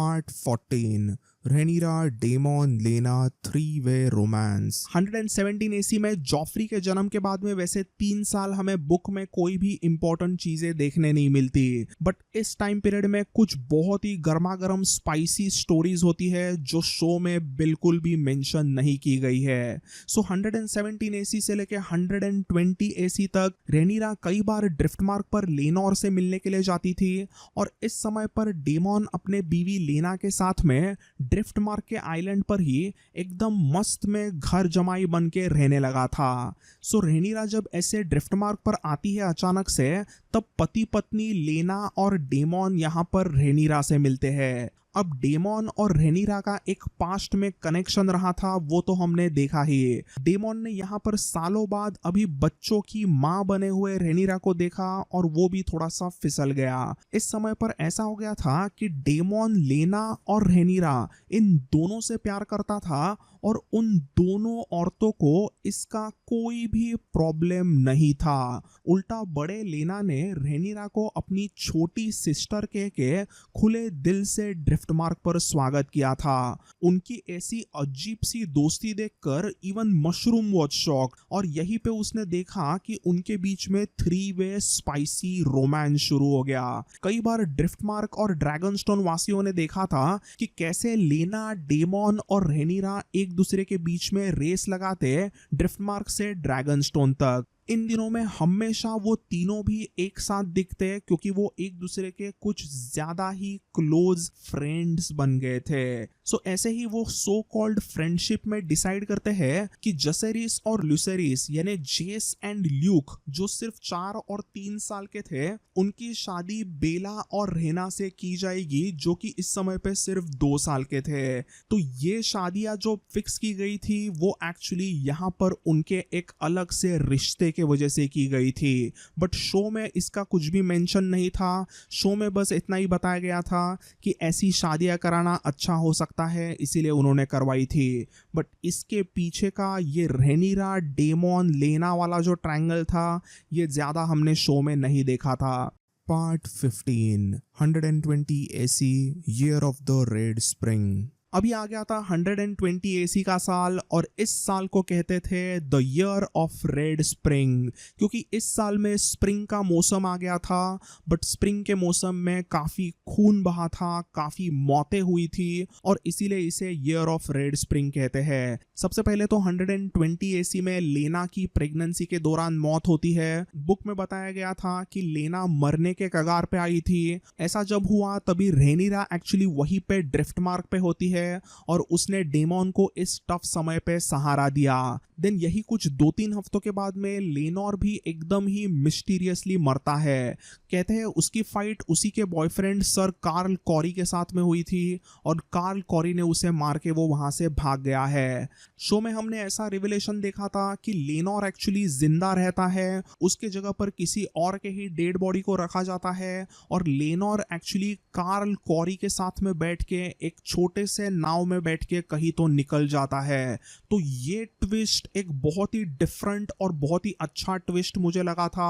बट बुक में Laenor was totally killed off. Book में यहाँ पर लेनोर मरता है ऐसा बताया गया है, और इसके मौत के बाद में लेनोर वापस पूरे कहानी में कभी मेंशन ही नहीं किया गया। तो अभी हाउस ऑफ द ड्रैगन में वो वापस आएगा या नहीं, ये देखना काफी डिफरेंट रहने वाला है। So let's see what happens. अब यहाँ पर लेनोर की जो मौत थी उसके रिलेटेड हमें बुक में 3 डिफरेंट स्टोरीज जरूर देखने मिलते हैं। तो सबसे पहले तो ग्रैंड मास्टर मनकन ने वही लिखा जो मेलोस ने अपने नोट्स में लिखा था। तो मनकन के मुताबिक मेलोस ने ऐसे लिखा था कि लेनोर को किसी हाउस होल्ड नाइट ने मार गिराया क्योंकि उन दोनों का कुछ अफेयर शुरू था और उनमें झगड़ा हो गया। देन इसके बाद में सेप्टन यूस्टस के अनुसार कार्ल कॉरी बहुत जेलस फील करने लग गया था क्योंकि लेनोर अभी उसे अटेंशन नहीं देता और कुछ और ही यंग स्क्वायर के साथ में मजे करने लगा था। इसीलिए सर कार्ल कॉरी ने लेनोर को मार गिराया।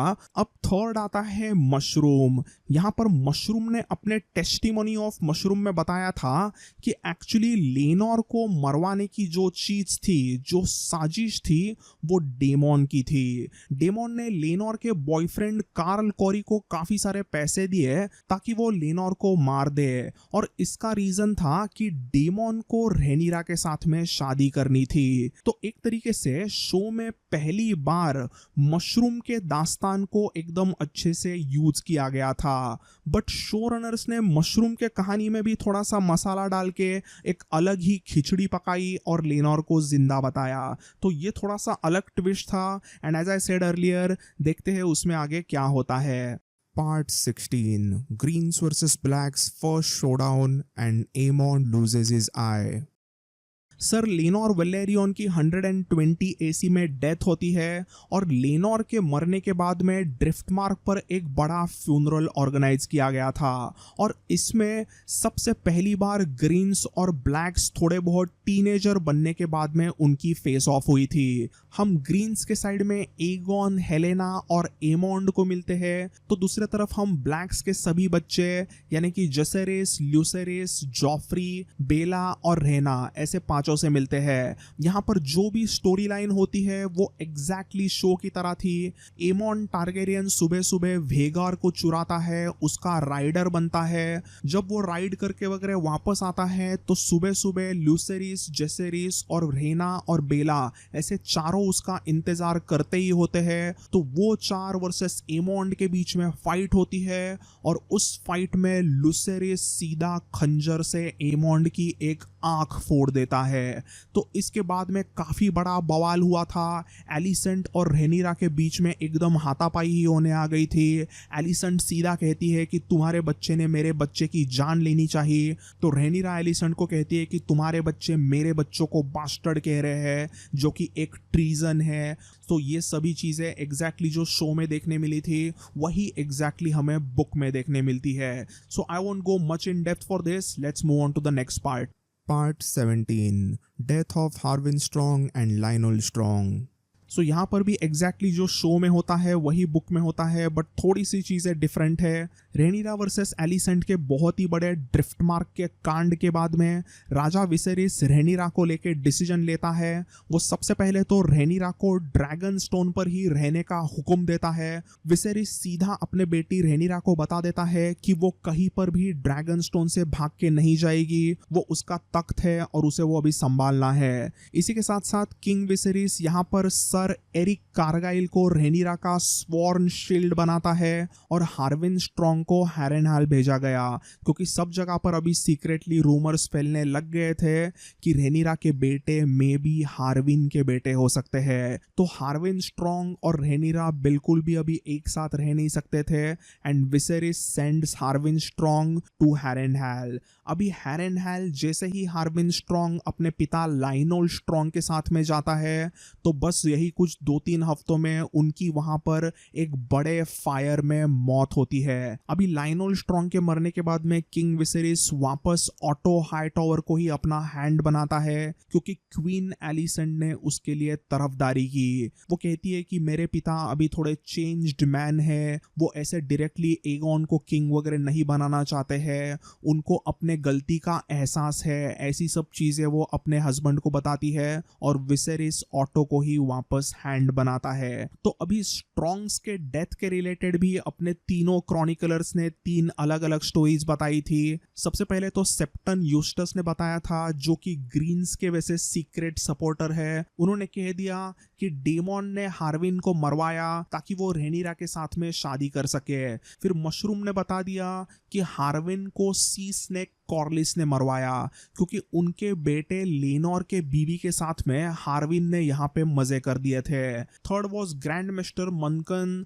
और इनकी दास्तान एक्चुअली मुझे सही लगती है। मनकन के मुताबिक एक्चुअली किंग विसेरिस ही इतना गुस्से में आ गए थे कि उन्होंने सीक्रेटली हार्विन को मरवा दिया, क्योंकि हार्विन ने उनके बेटी रेनिरा के साथ में संबंध बनाए और उसके वजह से टारगेरियंस की इज्जत गई थी। तो इसीलिए किंग विसेरिस ने हार्विन को मरवा दिया। अभी फायर एंड ब्लड के बुक में कई बार ऐसे देखने मिलता है कि अपने तीनों क्रॉनिकलर्स अपनी खुद की कुछ अजीब सी कंस्पिरेसी थ्योरीज बता देते हैं, बट असली स्टोरी कुछ और होती है। क्योंकि इस स्ट्रॉन्ग्स के डेथ के मामले में पूरे रेल्म में ऑलमोस्ट सभी को पता चल गया था कि इस बड़े कारनामे के पीछे हाथ था लैरिस द क्लबफुट का। सो इस बार अपने हाउस ऑफ द ड्रैगन के शो रनर्स ने तीनों क्रॉनिकलर्स के कहानी को रिजेक्ट किया और लैरिस स्ट्रॉन्ग को यहाँ पे स्ट्रॉन्ग्स को मरवाने वाला विलन बताया गया। Part 18, Daemon and Rhaenyra Marriage.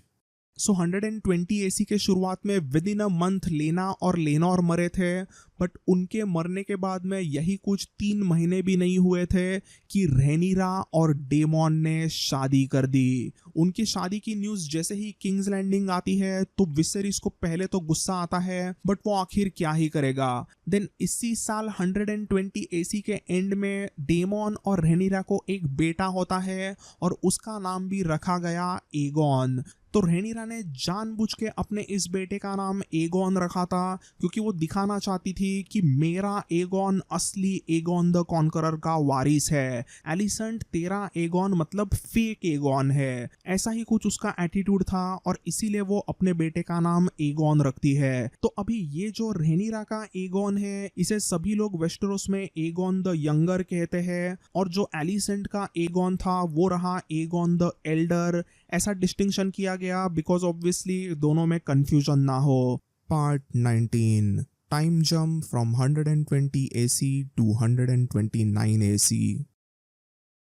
तो दोस्तों हाउस ऑफ द ड्रैगन के फर्स्ट सीजन में हमने कई सारे अलग अलग टाइम जंप्स देखे, और वैसे ही छोटे मोटे टाइम जंप हमें बुक में भी यहाँ वहाँ देखने मिलते हैं। तो अभी बुक में सबसे बड़ा टाइम जंप आया था 120 AC से लेके 129 AC के बीच में। तो इस 9 साल के टाइम पीरियड के जो भी इवेंट्स थे वो काफी क्विकली बुक में आगे बढ़ते हैं। कई सारे अलग अलग इवेंट्स, कई सारे अलग अलग कैरेक्टर्स, उन सभी की बस छोटी मोटी बातें ही हमें पता चलती है। हमें ऐसे कुछ बहुत सारी चीजें इस 9 साल के टाइम पीरियड में पता नहीं लगती।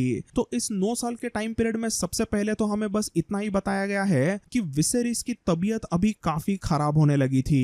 किंग विसेरिस और उसके कजिन रेनिस की उम्र ऑलमोस्ट एक जैसी ही थी, बट रेनिस अब भी एकदम बैडएस, डैशिंग, और उसके रेड क्वीन मेलिस की वो राइडर थी, और आज भी वो यहाँ वहाँ मस्त अपने ड्रैगन पे बैठ के आसानी से उड़ पाती। बट दूसरे तरफ विसेरिस तो लिटरली बूढ़ा लगने लगा था। उसकी उम्र अभी भी यही कुछ 50s में ही थी, बट विसेरिस अभी ऐसा लगता था मानो कि वो 80 साल का हो गया हो। सो वीक विसेरिस की वजह से थोड़ा सा राज कारोबार खराब होने लगा था, बट ऑटो ने एक्चुअली इस टाइम पीरियड में थोड़ा बहुत राज कारोबार को संभाला था। फिर अभी एगोन द एल्डर की हम बात करते हैं तो विसेरिस और एलिसेंट का फर्स्ट बॉर्न सन एक नंबर का अय्याश था। वो हमेशा यहाँ वहाँ हैंड मेडन्स को छेड़ता रहता। उसके वजह से कई सारी गर्ल्स इस एगोन द एल्डर से काफी डरती थी। शो में हमने वही सब हरकतें एग्जैक्टली देखी थी, कैसे उसने एक लड़की को प्रेग्नेंट कर दिया और एलिसेंट ने फिर उस लड़की को मून टी यानी कि अबॉर्शन कराने वाली एक चाय ही थमा दी थी। अभी ये एगोन द एल्डर इस टाइम पीरियड में भी एक कमीना बंदा बन के उभर के आया, बट उसकी एक ही रिडीमिंग चीज थी, एक अच्छी चीज थी उसके बारे में, और वो था उसका ड्रैगन, बहुत ही खूबसूरत सनफायर। एगोन और सनफायर का कनेक्शन पूरे वेस्टेरोस के इतिहास में one of the purest connection भी माना जाता है। एगोन जब भी दारू पी के कहीं पर टल्ली होके नहीं गिरता था तब वो अपने सनफायर ड्रैगन के साथ में खेलता रहता। तो जब भी ये एगोन द एल्डर अपने ड्रैगन सनफायर से यहाँ वहाँ पे घूमता था तो लिटरली किंग्स लैंडिंग के लोग उसके नाम के नारे लगाते।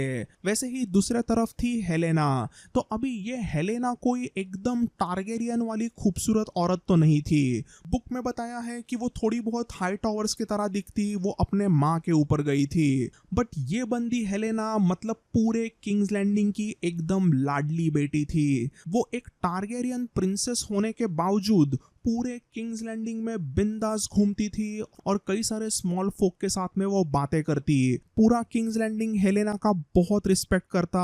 लिटरली इस समय पर पूरे टारगेरियंस में से सिर्फ हेलेना ऐसी थी जो किंग्स लैंडिंग के सभी जनता के साथ में अच्छी तरीके से जुड़ी थी। अभी ये सब चीजें हेलेना की शो में बिल्कुल भी नहीं दिखाई थी। एक्चुअली हेलेना और उसके ड्रैगन ड्रीम फायर का कनेक्शन भी one of the strongest connection माना जाता है। तो ये थोड़ा बहुत एगोन और हेलेना का इंट्रोडक्शन था। और इसी में हम अगर एमोंड की बात करते हैं तो एमोंड सुबह दोपहर शाम को सिर्फ और सिर्फ फाइटिंग की ट्रेनिंग करता रहता under legendary knight sir Criston Cole, और उसके रिलेटेड भी हमने थोड़ी सी एक झलक शो में भी देखी थी। तो शो में तो वो एक छोटा सा सीन देखा था हमने, बट बुक में लिटरली बताया गया है कि 120 से लेके 129 ऐसे 8-9 साल एमोंड क्रिस्टन कोल के अंडर एक बैडएस फाइटर बन के उभर के आया। अभी इन तीनों के बाद में आता है डेरॉन, जो कि एलिसेंट और विसेरिस का 4th बेटा था, और उसे हमने हाउस ऑफ द ड्रैगन के फर्स्ट सीजन में बिल्कुल भी नहीं देखा। तो उसे हमने क्यों नहीं देखा? तो एक्चुअली डेरॉन का जैसे ही जन्म हुआ था तो वो यही कुछ जब 3 साल का था तब उसे भेजा गया था ओल्ड टाउन, ताकि वो वहां पर जाके कप बेरर और वार्ड बन सके lord of Oldtown, lord Ormund Hightower के अंडर। तो ये लॉर्ड ऑर्मुंड हाईटॉवर करके एक कैरेक्टर मोस्टली हमें सेकंड सीजन में देखने मिलेगा और उनके अंडर ही वार्ड रहता है डेरॉन। तो सीजन 1 जब शुरू था तब उस समय पर डेरॉन एक्चुअली ओल्ड टाउन में था, इसीलिए हाउस ऑफ द ड्रैगन के फर्स्ट सीजन में हमें वो दिखाई नहीं देता।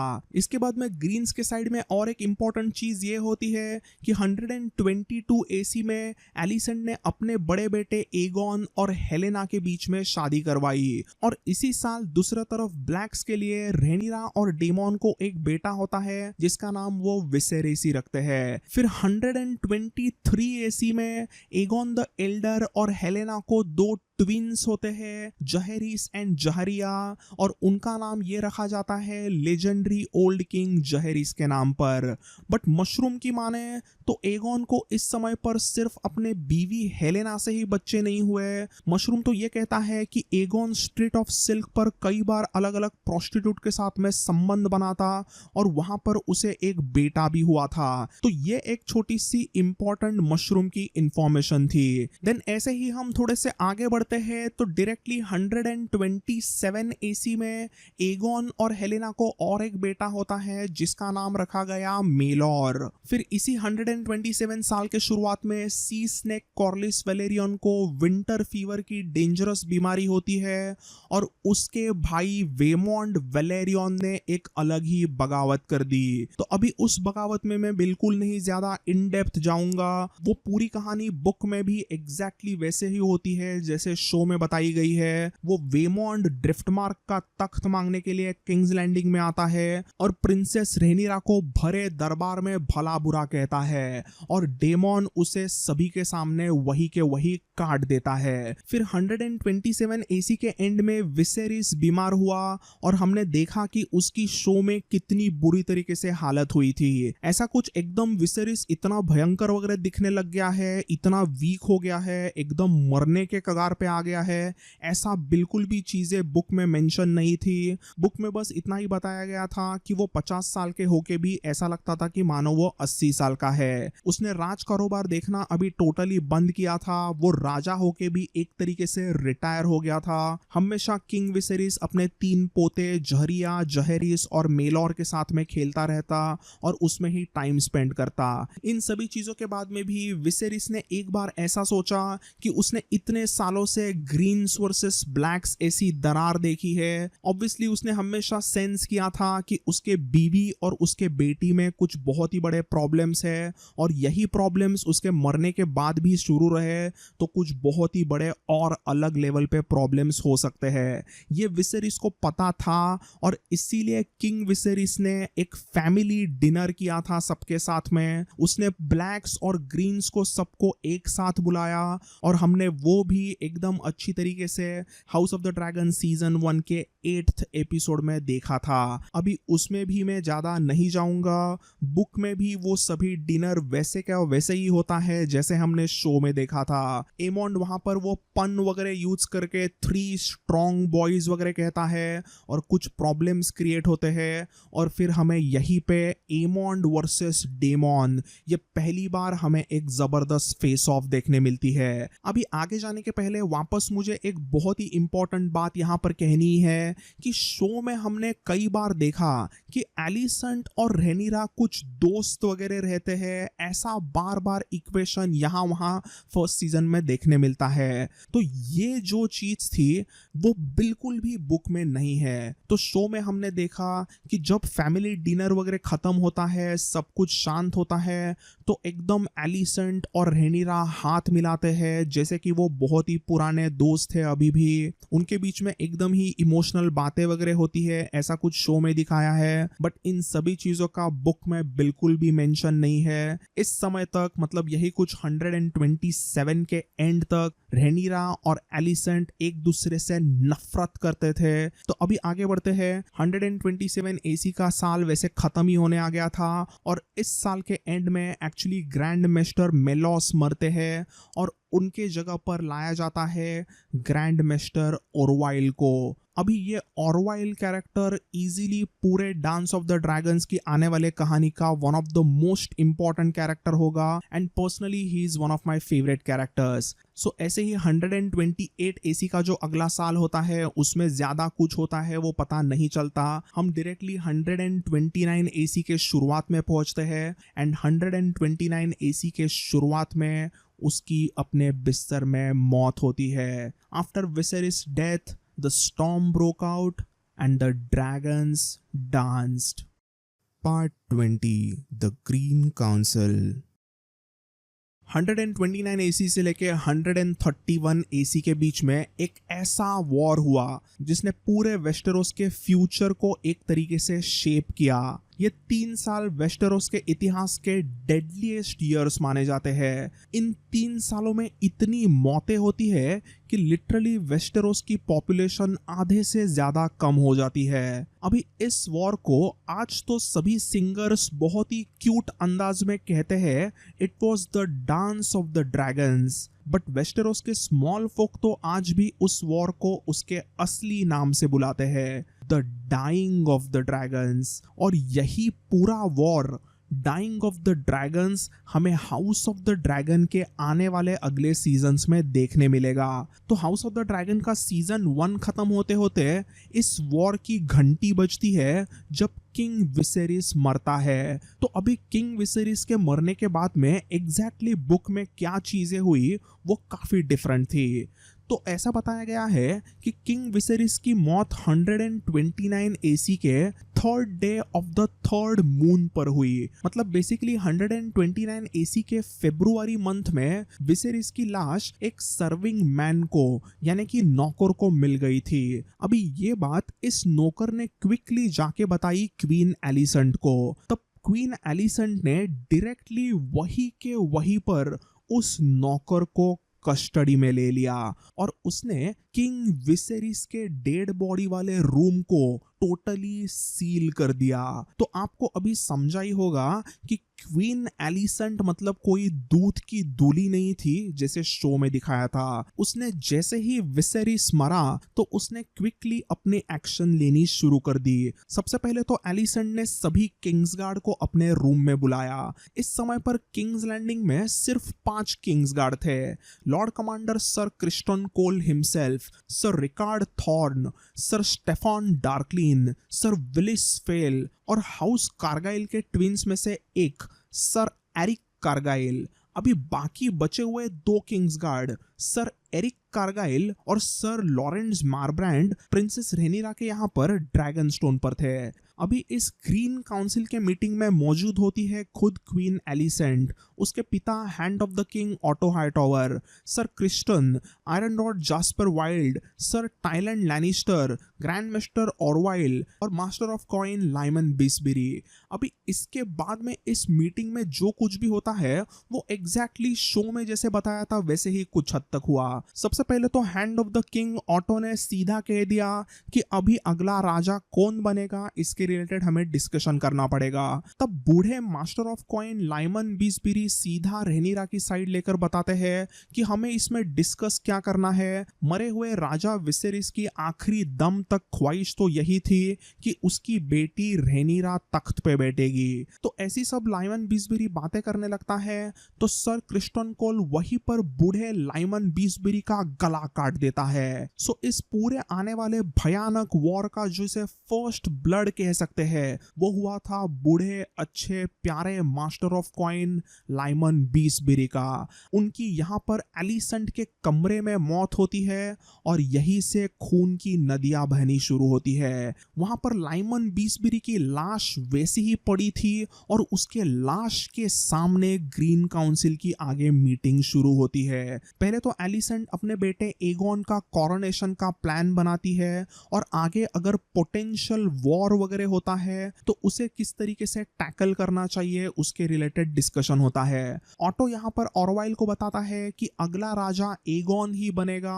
तो उसके रिलेटेड तुम्हें अच्छे से रेवंस वगैरह रेडी करने हैं, तुम्हें एक अच्छा मैसेज करना है और सबको बताना है कि एगोन ही अगला राजा है। इसमें वो ये भी बताता है कि लाइमन के ग्रैंडसन यानी कि पोते को किसी एलन बीसबेरी को एक ऐसा रेवन भेज के बोलना कि लाइमन को बंदी बनाया गया है, ना कि उसे मार दिया गया है, क्योंकि हाउस बीसबेरी एक बहुत ही इंपॉर्टेंट नोबल हाउस था और उनके लॉर्ड को ऐसे एकदम ही बुरी तरीके से काउंसिल मीटिंग में मारा गया है।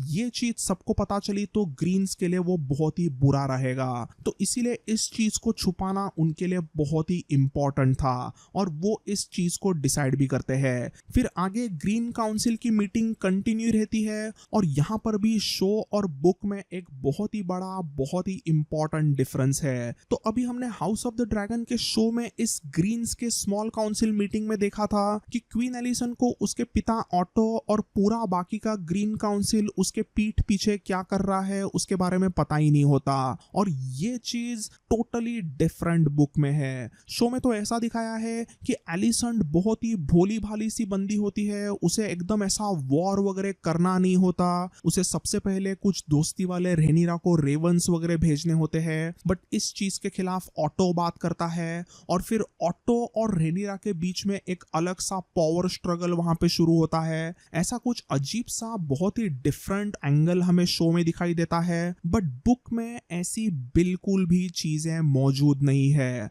बुक एलिसेंट मतलब एक्सट्रीमली खूंखार, कोई भी हमदर्दी नहीं ऐसी औरत थी। वो लिटरली रेनिरा तड़प तड़प के मर जाए उसके रिलेटेड वो प्रे करती थी। उसके मुताबिक उसका बेटा ही राजा, दैट्स इट, नथिंग एल्स। उसके मन में रेनिरा को लेके इतना ज्यादा गुस्सा था कि रेनिरा अभी उस समय पर ड्रैगन स्टोन पर प्रेग्नेंट थी। तो एलिसन ने यहाँ पर ग्रीन काउंसिल के मीटिंग में सीधा कह दिया था कि आई होप वो कमीनी हो रेनिरा प्रेगनेंसी के बीच में ही अपने बच्चे के साथ में तड़प तड़प के मरे। इतनी ज्यादा नफरत एलिसेंट को रेनिरा के तरफ बुक में दिखाई थी, बट ये चीजें शो में बिल्कुल हमें दिखाई नहीं देती। अभी हम आगे बढ़ते हैं। इसी मीटिंग में यहाँ पर Ironrod master of laws quickly कहते हैं कि हमें जल्द से जल्द सबको बंदी बनाना होगा। जो भी राजा एगॉन को नहीं मानेगा, उसके सामने बेंड नी नहीं करेगा, उसे हम अभी के अभी बंदी बनाते हैं और जो भी ज्यादा नौटंकी करेंगे उनको सीधा मार दो। अभी क्वीन एलिसेंट और उसके पिता ऑटो के बारे में हम थोड़ा और बात करते हैं। तो शो में वो भी थोड़ी सी एक वियर्ड चीज दिखाई थी कि उन दोनों में, ऑटो और एलिसेंट में, एक तरह का रेस लगता है कि कौन सबसे पहले एगॉन को ढूंढ के निकाला। Honestly speaking, house of the dragon season 1 का जो वो एपिसोड 9 था, it was kind of a bad episode. Anyway, show और बुक में एक चीज तो सेम थी कि इवेंचुअली एमोंड को एगॉन मिलता है कहीं पर। तो एगॉन एक्चुअली फ्ली बॉटम में उसके किसी रखेल के साथ में होता है। जैसे ही एमोंड उसको कहता है कि तुम्हें अभी तख्त लेना होगा, तुम्हें ही अगला राजा बनना पड़ेगा, तभी बुक में तो ऐसा बताया गया है कि एगॉन एक्चुअली सरप्राइजिंगली पहले ऑनरेबल था। उसने वैसे कभी रेनिरा को हेट किया ही नहीं था। हाँ, उसके वो बेटों से जरूर नफरत करता, वो उनको जरूर बास्टर्ड मानता, बट रेनिरा से उसे कोई भी प्रॉब्लम नहीं था। एक्चुअली एगॉन को अपने ऐसे ही मजे करने थे, उसे बस सनफायर के साथ में खेलते रहना था और बस यहाँ वहाँ अलग अलग औरतों के साथ उसे सीक्रेटली फ्ली बॉटम में अय्याशी करनी थी। ऐसे राजा की रिस्पॉन्सिबिलिटीज वगैरह उसे बिल्कुल भी नहीं चाहिए थी। बट देन क्रिस्टन कोल यहाँ पर एगॉन को कुछ चीजें ऐसे समझाता है जिसके बाद में एगॉन राजा बनने के लिए कुछ हद तक क्यों ना हो रेडी होता है।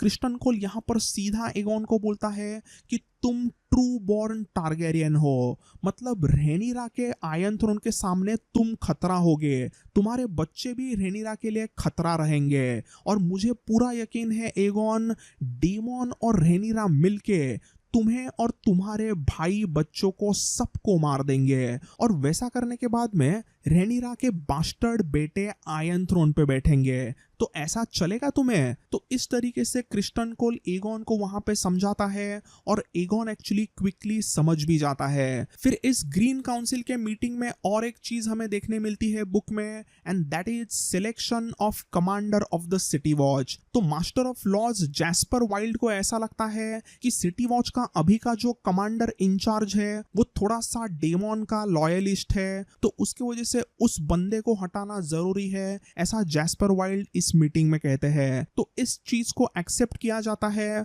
और उस डेमन के दोस्त वाले बंदे को हटाकर उस जगह पर new commander of city watch लाया जाता है, सर ल्यूथर लार्जेंट। तो ये ऑलमोस्ट 45 ईयर ओल्ड एक मैसिव 7 फुट का बंदा विथ बियर्ड था और कहते हैं कि नशे में टुल ये बस एक पंच में किसी भी घोड़े को मार गिरा सकता है। सो सर ल्यूथर लार्जेंट को काउंसिल मीटिंग में बुलाकर कहा जाता है कि तुम अभी सिटी वॉच के कमांडर बनोगे और तुम्हें पूरे गोल्ड क्लोक्स को अच्छे से संभालना है।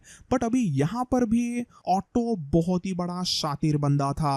वो वैसे किसी पे भी, इवन स्मॉल काउंसिल मेंबर्स पे भी भरोसा नहीं करता। तो यहाँ पर वो इस ल्यूथर लार्जेंट पे भी भरोसा बिल्कुल नहीं करता। ऑटो ल्यूथर को सिटी वॉच का कमांडर तो जरूर बनाता है, बट फिर भी ऑटो ने उसके ही बेटे ग्वेन हाईटॉवर यानी कि एलिसेंट के छोटे भाई को गोल्ड क्लोज संभालने के लिए हुक्म दे दिया। मतलब ये Luthor Largent new commander of the city watch है, बट अगर उसे कुछ भी करना है तो उसके लिए ग्वेन हाईटॉवर से उसे परमिशन लेने पड़ेगी। मतलब एक तरीके से ऑटो ने पूरा किंग्स लैंडिंग का शहर हाई टॉवर्स के कब्जे में ही रहेगा, इसका बराबर से बंदोबस्त करके रखा था। फिर इन सब के बाद में टाइलैंड लैनिस्टर को मास्टर ऑफ शिप्स के साथ साथ मास्टर ऑफ कॉइन भी बनाया गया और इस टाइलैंड लैनिस्टर ने इसी ग्रीन काउंसिल के मीटिंग में एक बहुत ही इंपॉर्टेंट, बहुत ही अच्छा डिसीजन लिया। सो टाइलैंड ने आयरन थ्रोन के पूरे ट्रेजर को अलग अलग 4 पार्ट्स में इक्वली डिवाइड किया था और उसमें से पहला हिस्सा उसने आयरन बैंक ऑफ ब्रावोस में इन्वेस्ट किया। फिर उसने एक हिस्सा जो था वो कैसरली रॉक पर भर भर के अलग अलग कैरावेंस में भेज दिया। तीसरा हिस्सा वैसे ही उसने ओल्ड टाउन में भेज दिया और 4th हिस्सा उसने किंग्स लैंडिंग में रखा ताकि किंग्स लैंडिंग का जो भी खर्चा हो वो निकाल सके। तो ये वाला जो टाइलैंड का जो ओपिनियन था, जो करना था, वो भी इस ग्रीन काउंसिल के मीटिंग में अप्रूव होता है। Part 21 King Aegon II of his name. सो अभी ग्रीन काउंसिल की वॉर प्लानिंग शुरू होती है और सबसे पहला रेवन जाता है डाल्टन ग्रेजॉय को, जिसे द रेड क्रैकन भी कहते हैं। तो ये डाल्टन ग्रेजॉय सिर्फ 16 साल का बंदा था, बट एकदम ही डेंजरस, ब्लड थर्स्टी टीनेजर था। ये Dalton Greyjoy Lord of iron islands था और ग्रीन काउंसिल के सभी मेंबर्स को लगा कि वेलारियंस के फ्लीट के खिलाफ यहाँ पे इन ग्रेजॉयस की फ्लीट बहुत ही यूजफुल हो सकती है, इसीलिए उसे सबसे पहला रेवन भेजा गया। अभी यहाँ पर मैं ये एक चीज बता दूं कि एलिसेंट और ऑटो इतने कमीने थे कि उन्होंने किंग विसेरिस की लाश 3 दिनों तक वहीं पर बेड पर सड़ने रख दी थी। उस लाश को ठिकाने लगाने के लिए किसी साइलेंट सिस्टर को भी बुलाया नहीं गया था, क्योंकि उनकी अभी भी एगोन को सीक्रेटली राजा कैसे बनाए उसकी प्लानिंग शुरू थी। एक बार वो पूरी प्लानिंग खत्म होगी तभी वो सबको बताने वाले थे कि राजा मर गया। किंग्स लैंडिंग में ऑलमोस्ट 4 दिनों तक किसी को कानो खबर नहीं पता चली कि राजा विसेरिस मर चुका है। सो आयरन आइलैंड्स रेवन भेजने के बाद में हाई गार्डन, कैसरली रॉक और रिवर रन में भी रेवंस भेजे गए, telling everyone about the death of king Viserys and asking for support. Orwyle ने सीधा इस रेवन से भेजे गए मैसेज में लिखा था कि कैसे 101 एसी के ग्रेट काउंसिल में पूरे वेस्टेरोस ने वोटिंग करके डिक्लेयर कर दिया था कि मेल को फीमेल के ऊपर रखा जाएगा और फर्स्ट बॉर्न मेल को ही तख्त दिया जाएगा। So same should be done again, ऐसा सीधा ओरवाइल ने इसमें लिखा था। अभी ऑटो ने नॉर्थ में और वेल में इसके रिलेटेड रेवंस नहीं भेजे, क्योंकि उसे पता था कि नॉर्थ में ऑनरेबल क्रेगन स्टार्क और वेल में maiden of the Vale lady Jeyne Arryn बिल्कुल भी ग्रीन्स को सपोर्ट नहीं करेंगे, क्योंकि एक जमाने में उनके हाउसेस ने रेनिरा के सामने घुटने टिकाए थे। हाउस स्टार्क और हाउस एरिन अपने दिए हुए जबान से कभी भी पीछे नहीं हटते। ये ऑटो समझता है और इसीलिए ऑटो उनको रेवंस नहीं भेजता। लास्टली डॉर्न और बराथियंस के बारे में डिस्कशन होता है। डॉर्न में भी एक रेवन भेजा जाता है, बट उन सबको ये पता ही था कि मोस्टली डॉर्निश लोग इस बैटल आने वाले वॉर में वगैरह इन्वॉल्व नहीं होंगे, बट बराथियंस का सपोर्ट वो जरूर ले सकते हैं। तो हाउस बराथियन का सपोर्ट चाहिए, उसके रिलेटेड एक रेवन भेजने की तैयारी शुरू होती है। तो तभी उस समय पर ग्रीन काउंसिल में एमोंड भी होता है और एमोंड सीधा वहां पे कहता है कि मेरी वेगार शी ड्रैगन स्टॉर्म एंड जाएगी तो लॉर्ड बोरोस बराथियन जरूर मानेंगे। ऑटो ने वहां पे सीधा एमोंड को बता दिया कि लॉर्ड बोरोस की 4 अलग अलग बेटियां हैं, तो उन चारों में से किसी एक को तुम्हें इम्प्रेस करना है और उससे शादी के लिए हाथ मांगना है। ऑटो कहता है एमोंड किसी भी एक लड़की को अच्छे से इम्प्रेस करो, वू हर एंड वेड हर। वैसे हुआ तो लॉर्ड बोरोस बराथियन अपने रिश्तेदार होंगे और तुम्हारे भाई के लिए पूरा स्टॉर्मलैंड्स का सपोर्ट लाएंगे। बट अगर तुम फेल हुए, I will not fail. Aegon will have the storm's end and I will have this girl. एमोंड इस तरीके से दहाड़ता है और सब लोग शांत होते हैं। अगले ही दिन सुबह एगॉन का कोरोनेशन ड्रैगन पिट में एकदम धूमधाम से किया जाता है और Aegon second of his name 7 kingdoms का राजा बनता है। खुद सेप्टन यूस्टस उसे राजा बनाते हैं और शो में भी हमें ये जो दिखाई दिए थे वो सेप्टन यूस्टस ही थे। वो यहाँ पे एगॉन 2 को किंग करके डिक्लेयर करते हैं और एगॉन द सेकंड को एगॉन द ड्रैगन का रूबी से बनाया हुआ क्राउन पहनाया जाता है। अभी यहाँ पे एगॉन के कोरोनेशन में भी बहुत ही बड़ा डिफरेंट रहा था शो और बुक में। बुक में एकदम ही उसका नॉर्मल ड्रैगन पिट में कोरोनेशन होता है, बट शो में आई डोंट नो व्हाई पूरे फर्स्ट सीजन की सबसे वाहियात सबसे स्टूपिड मोमेंट हमें देखने मिलती है। अब सबसे पहली बात तो रेनिस इस समय बुक में ड्रैगन स्टोन पर थी, वो यहाँ पर इस समय किंग्स लैंडिंग में थी ही नहीं। सेकेंडली मुझे सही में समझ में नहीं आ रहा है कि रेनिस ऐसे एकदम ड्रैगन पिट में नीचे से ऊपर आना और यही कुछ 200-300 लोगों को मारना, फिर उसका मेलिस के ऊपर बैठ के फेस ऑफ होना, वो सब सीन की वैसे तो कोई ज़रूरत नहीं थी। वो बस एक ड्रैगन वाली मोमेंट दिखाने के लिए शो में डाला गया था, बट वैसा कुछ भी बुक में बिल्कुल भी नहीं होता। Part 22 The Black Council। तो ड्रैगन स्टोन पे भी रेवन आता है कि एगॉन द सेकंड वेस्टेरोस का नया किंग बन चुका है और इस समय रेनिरा प्रेग्नेंट थी and she delivers a dead girl जिसका नाम विसेन्या रखा जाता है। और ये सभी चीज़ें मैंने एकदम क्विकली बताई क्योंकि जो भी शो में इसके रिलेटेड दिखाया था वो एग्जैक्टली वैसे के वैसे बुक में भी होता है। डेमन और रेनिरा के मरे हुए बेटी पर अंतिम संस्कार होते हैं और उसी के बाद में ब्लैक काउंसिल शुरू होती है। अब यहाँ पर भी कई सारी डिफरेंट चीज़ें थी। सबसे पहले तो ब्लैक काउंसिल में शुरुआत से ही कॉर्लिस और रेनिस दोनों होते हैं और यहाँ पर कॉर्लिस एक्चुअली सजेस्ट करता है कि अगर बैटल वगैरह कुछ शुरू करनी है तो उसके पहले थोड़ा बहुत वर्ड्स और पॉलिटिक्स को यूज करो, don't use dragons just like that. तो डेमन यहाँ पर अपने पुराने दोस्त कॉर्लिस से एकदम अग्री करके कहता है कि कॉर्लिस इज राइट और इस समय पर हमें चाहिए और bannermen who will support our cause. हमें हमारे नंबर्स बढ़ाने बहुत ही ज्यादा जरूरी है। तो डेमन यहाँ पे कैलकुलेट करके सीधा बता देता है ब्लैक काउंसिल में कि लैनिस्टर्स, उनके वेस्टरलैंड्स के सभी बैनरमैन, हाई टावर्स और उनके रीच के सभी बैनरमैन, ये सभी एक बड़ी तादाद की आर्मी ग्रीन्स के साइड में इस वक्त है और मोस्ट प्रोबेबली आयन आइलैंड्स का भी यूज वेलारियंस के फ्लीट के खिलाफ हो सकता है। तो इनसे हमें बात करनी नहीं है, बट बाकी रीजन्स को अपने साइड में खींचना बहुत जरूरी है। बट रिवरलैंड्स का पता नहीं, वहां पे मौजूद हाउस टली इस समय पर कुछ भी कर सकता है क्योंकि हाउस टली की वैसे एकदम अच्छी लॉयल्टी ना ही रेनिरा के साथ में है और ना ही दूसरे तरफ एगॉन के साइड में है। तो रिवरलैंड्स को जितना जरूरी है ऐसा डेमन सबको कन्विंस करता है और वो कहता है रिवरलैंड्स में अपनी पावर एस्टैब्लिश करना है तो सबसे अच्छी चीज होगी कि हैरेनहेल पे कब्जा किया जाए। अगर हम हैरेनहेल को जीतते हैं, वहां पे अपना स्ट्रॉन्गहोल्ड बनाते हैं, तो वहां से हम रिवरलैंड्स के सभी हाउसेस और उनके सभी रिवरमैन एंड मेन एट आर्म्स को ब्लैक्स के साइड में इजीली ला पाएंगे। डेमन का बस एक स्पीच ही सबके लिए काफी था और सब लोग उसके हाँ में हाँ मिलाते हैं। Everyone agrees to this. इतने में रेनिरा को लगा कि बराथियंस भी उसे सपोर्ट करेंगे क्योंकि रेनिस उसके साइड में थी और अभी जो बराथियन लॉर्ड है मतलब बोरोस बराथियन जो है वो बेसिकली रेनिस का एक तरीके से छोटा कजिन भाई था। रेनिस के मामा बोरमुंड का वो बेटा था। सो इसी मीटिंग में डिसाइड होता है। सो शो में जैसे दिखाया है वैसे ही बुक में भी बताया गया है कि प्रिंसेस रेनिस मेलिस पे बैठ के गलेट के एरिया को एक तरीके से सील कर देगी। वहां पे वो पूरा नाकाबंदी करेगी ताकि किंग्स लैंडिंग में समुंदर के रास्ते से कोई भी सप्लाईज वगैरह नहीं पहुंचे। तो रेनिस और वैलेरियन फ्लीट इस पूरे इलाके को सील कर देते हैं। फिर उसके बाद में सब जगह पर रेवंस भेजने का हुक्म दिया जाता है कॉर्लिस के जरिए।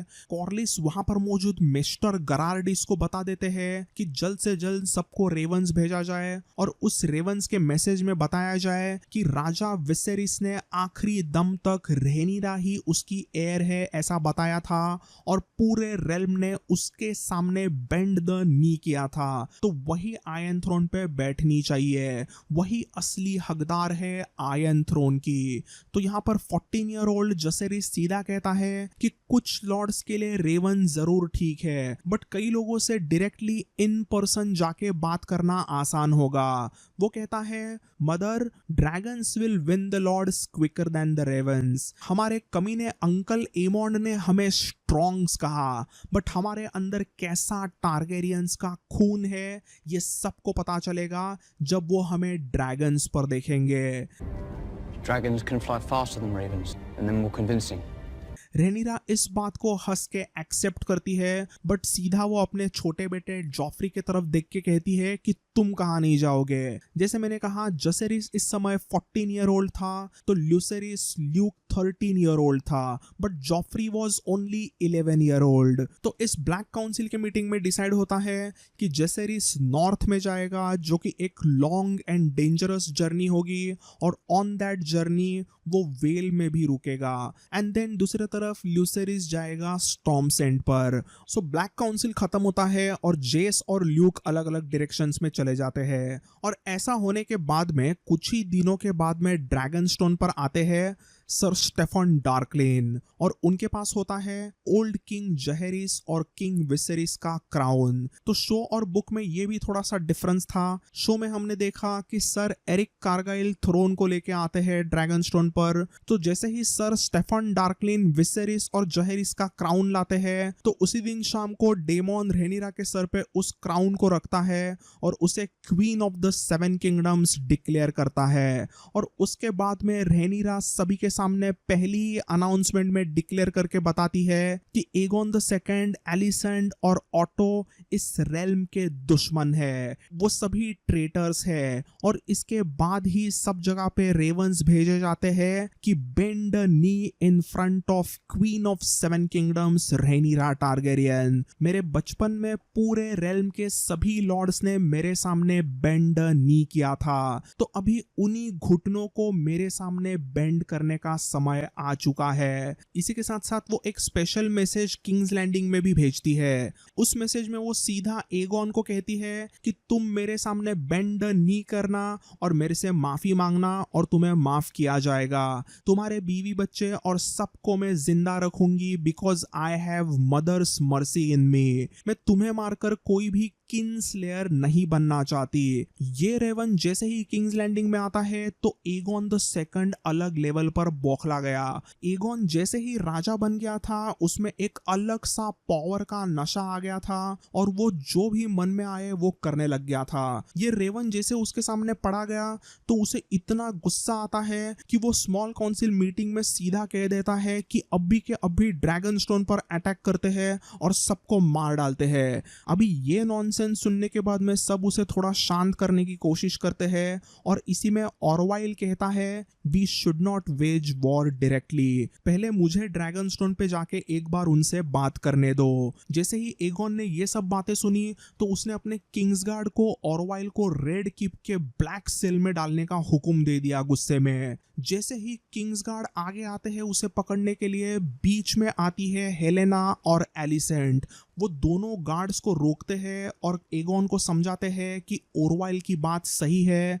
तो अगले ही दिन एक छोटे से शिप से ग्रैंड मास्टर ओरवाइल, सर एरिक कारगाइल और सर ग्वेन हाईटॉवर, ये तीनों भी एगोन द सेकंड के कुछ टर्म्स वगैरह लेके जाते हैं ड्रैगन स्टोन पर, और वो सभी चीजें हमने शो में भी देखी थी। अभी यहाँ पर बुक में क्या होता है उसमें मैं ज्यादा जाऊंगा नहीं, क्योंकि यहाँ पर एग्जैक्टली शो के तरह ही चीजें होती है। डेमन और रेनिरा ओरवाइल की सभी बातों को ठुकरा देती है। रेनिरा तो लिटरली ओरवाइल के गले में जो मेस्टर्स की चेन होती है उस चेन को निकालती है और अपने ग्रैंड मास्टर गेराल्डिस को उस चेन को पहनाती है। वो कहती है कि इस चेन के हकदार तुम नहीं हो ओरवाइल, ये चेन तो असली ग्रैंड मास्टर को मिलनी चाहिए और वो है मेरे यहाँ के ग्रैंड मास्टर गेराल्डिस। लास्टली वो ओरवाइल को सीधा कहती है कि मेरे सोतेले भाई से जाके कहना मुझे आयरन थ्रोन चुपचाप दिया जाए, वरना मैं उसका सर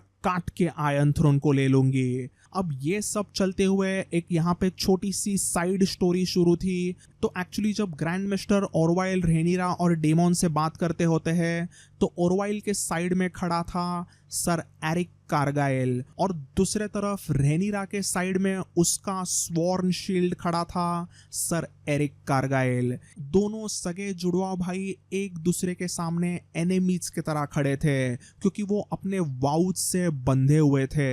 इवेंचुअली जब ह्यूमिलिएटेड ओरवाइल किंग्स लैंडिंग वापस निकलने लगता है तो उसके साथ सर एरिक भी जाता है। उनकी शिप जैसे ही तैयार होती है जाने के लिए तो बस एरिक के जाने के पहले एरिक उससे मिलने आता है। एरिक उसे सीधा कहता है कि रेनिरा ही असली क्वीन ऑफ द 7 किंगडम्स है और एगोन द सेकंड ने एक्चुअली उसका तख्त छीना है। तो दूसरी तरफ से सर एरिक कहता है कि एगोन द सेकंड ही असली किंग है। दोनों एक दूसरे को साइड चेंज करने के लिए प्लीड करते हैं, परसुएड करते हैं कि मेरी साइड सही है। ऐसा दोनों एक दूसरे को कुछ टाइम के लिए कहते हैं, बट वो यहाँ पर दोनों भी पीछे नहीं हटते। सर एरिक तो ड्रैगन स्टोन पे ही रहता है और सर एरिक उसके जहाज में बैठ के किंग्स लैंडिंग चला जाता है।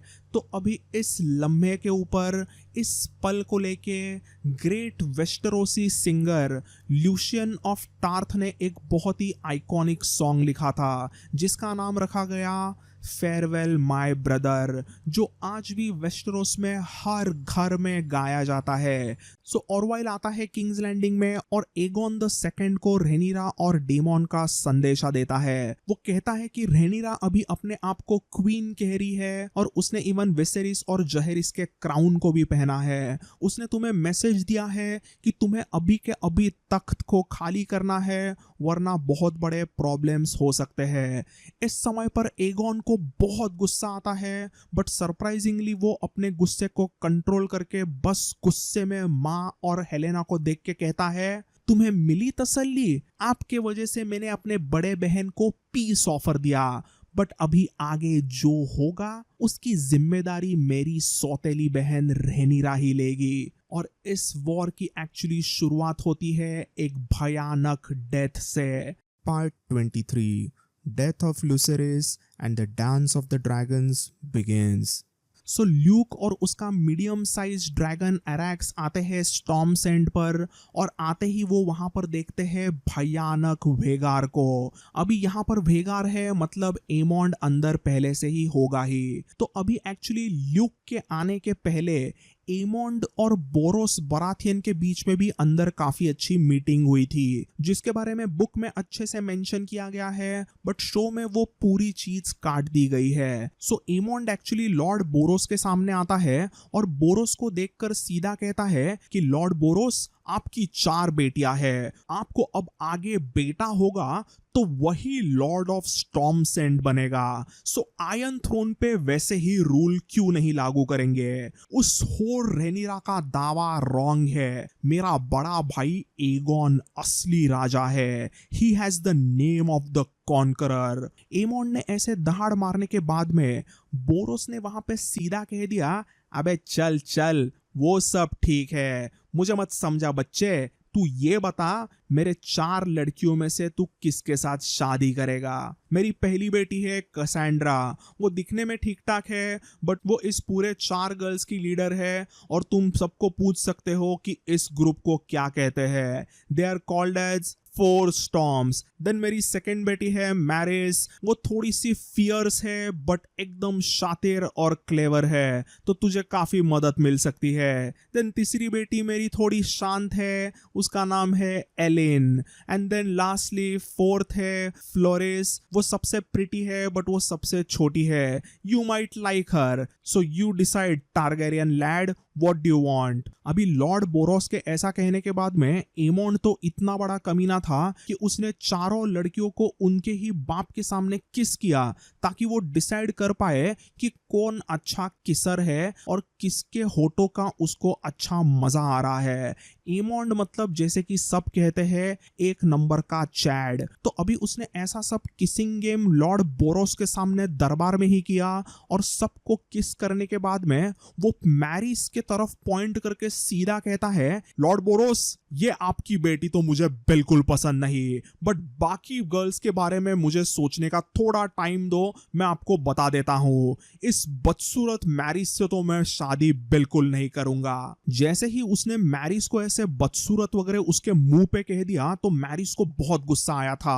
वो भी वहां पर कुछ तो एमॉन्ड को सुनाने ही वाली थी बट वो कुछ कहने के पहले ही वहां पर आता है ल्यूसेरिस और आगे यहाँ पर जो कुछ भी होता है वो हाउस बराथियन के नाइट सर बायरन स्वॉन ने देखा था और अच्छे से नोट करके रखा था, जिसे अपने तीनों क्रॉनिकलर्स ने अच्छे से यूज किया और उनके नोट्स देख के अपने आर्चमेस्टर ग्लिंडन ने लिखा था। तो ये जो भी सर बायरन स्वॉन है ये लॉर्ड बोरोस बराथियन के एकदम ही ट्रस्टेड नाइट्स में से एक था और ये आगे एक बहुत ही इंपॉर्टेंट कहानी में भी रहेंगे, तो उसके बारे में हम बाद में ही जानेंगे। सो हमने जो शो में देखा था वही चीजें एग्जैक्टली बुक में भी होती है। एमॉन्ड जैसे ही लूसेरिस को यहाँ पे देखता है तो उसे बहुत ही गुस्सा आता है और वो सीधा कहता है, देखो देखो कौन आ गया, लिटिल ल्यूक स्ट्रॉन्ग। क्या हुआ ल्यूक, बहुत भीगे हुए लग रहे हो बास्टर्ड। क्या हुआ, बाहर बारिश थी या फिर मेरे वेगार ने तुम पे मुद दिया? एमॉन्ड ने ऐसा एक बहुत ही भयंकर फनी डायलॉग मारा और वो खुद और पूरा दरबार वहां पे लूसेरिस पे हंसने लगता है। लॉर्ड बोरोस खुद अपनी हंसी दबाकर कैसे तो लूसेरिस को पूछते हैं, अरे बच्चे चल बता अभी तेरे माँ ने तुझे क्यों भेजा है यहाँ पे? तो वापस एमॉन्ड बीच में कहता है, लॉर्ड बोरोस वो काहे की माँ उसकी, अरे ड्रैगन स्टोन की रंडी कहो उसे। ऐसी भयंकर चीजें कह के एमॉन्ड ल्यूक के हाथों से उसका मैसेज छीन लेता है और वहीं पे उसके मुंह पे फाड़ देता है और उनके बीच में वहीं पर कुछ तो हाथापाई शुरू ही होने वाली थी। तभी लॉर्ड बोरोस वापस दहाड़ते हैं, अबे चलो बच्चों दोनों अपने अपने जगह पे चले जाओ चुपचाप। Aemond go back 2 steps, Lucerys go back, guards उनको रोको वहां पे। लूसेरिस और एमॉन्ड के बीच में कुछ बराथियन मेन एट आर्म्स आ जाते हैं और उसके वजह से वहां पे उनके बीच में हाथापाई नहीं होती। इसी में बोरोस ल्यूक को कहता है कि उसके बेटियों में से वो किससे शादी करना पसंद करेगा।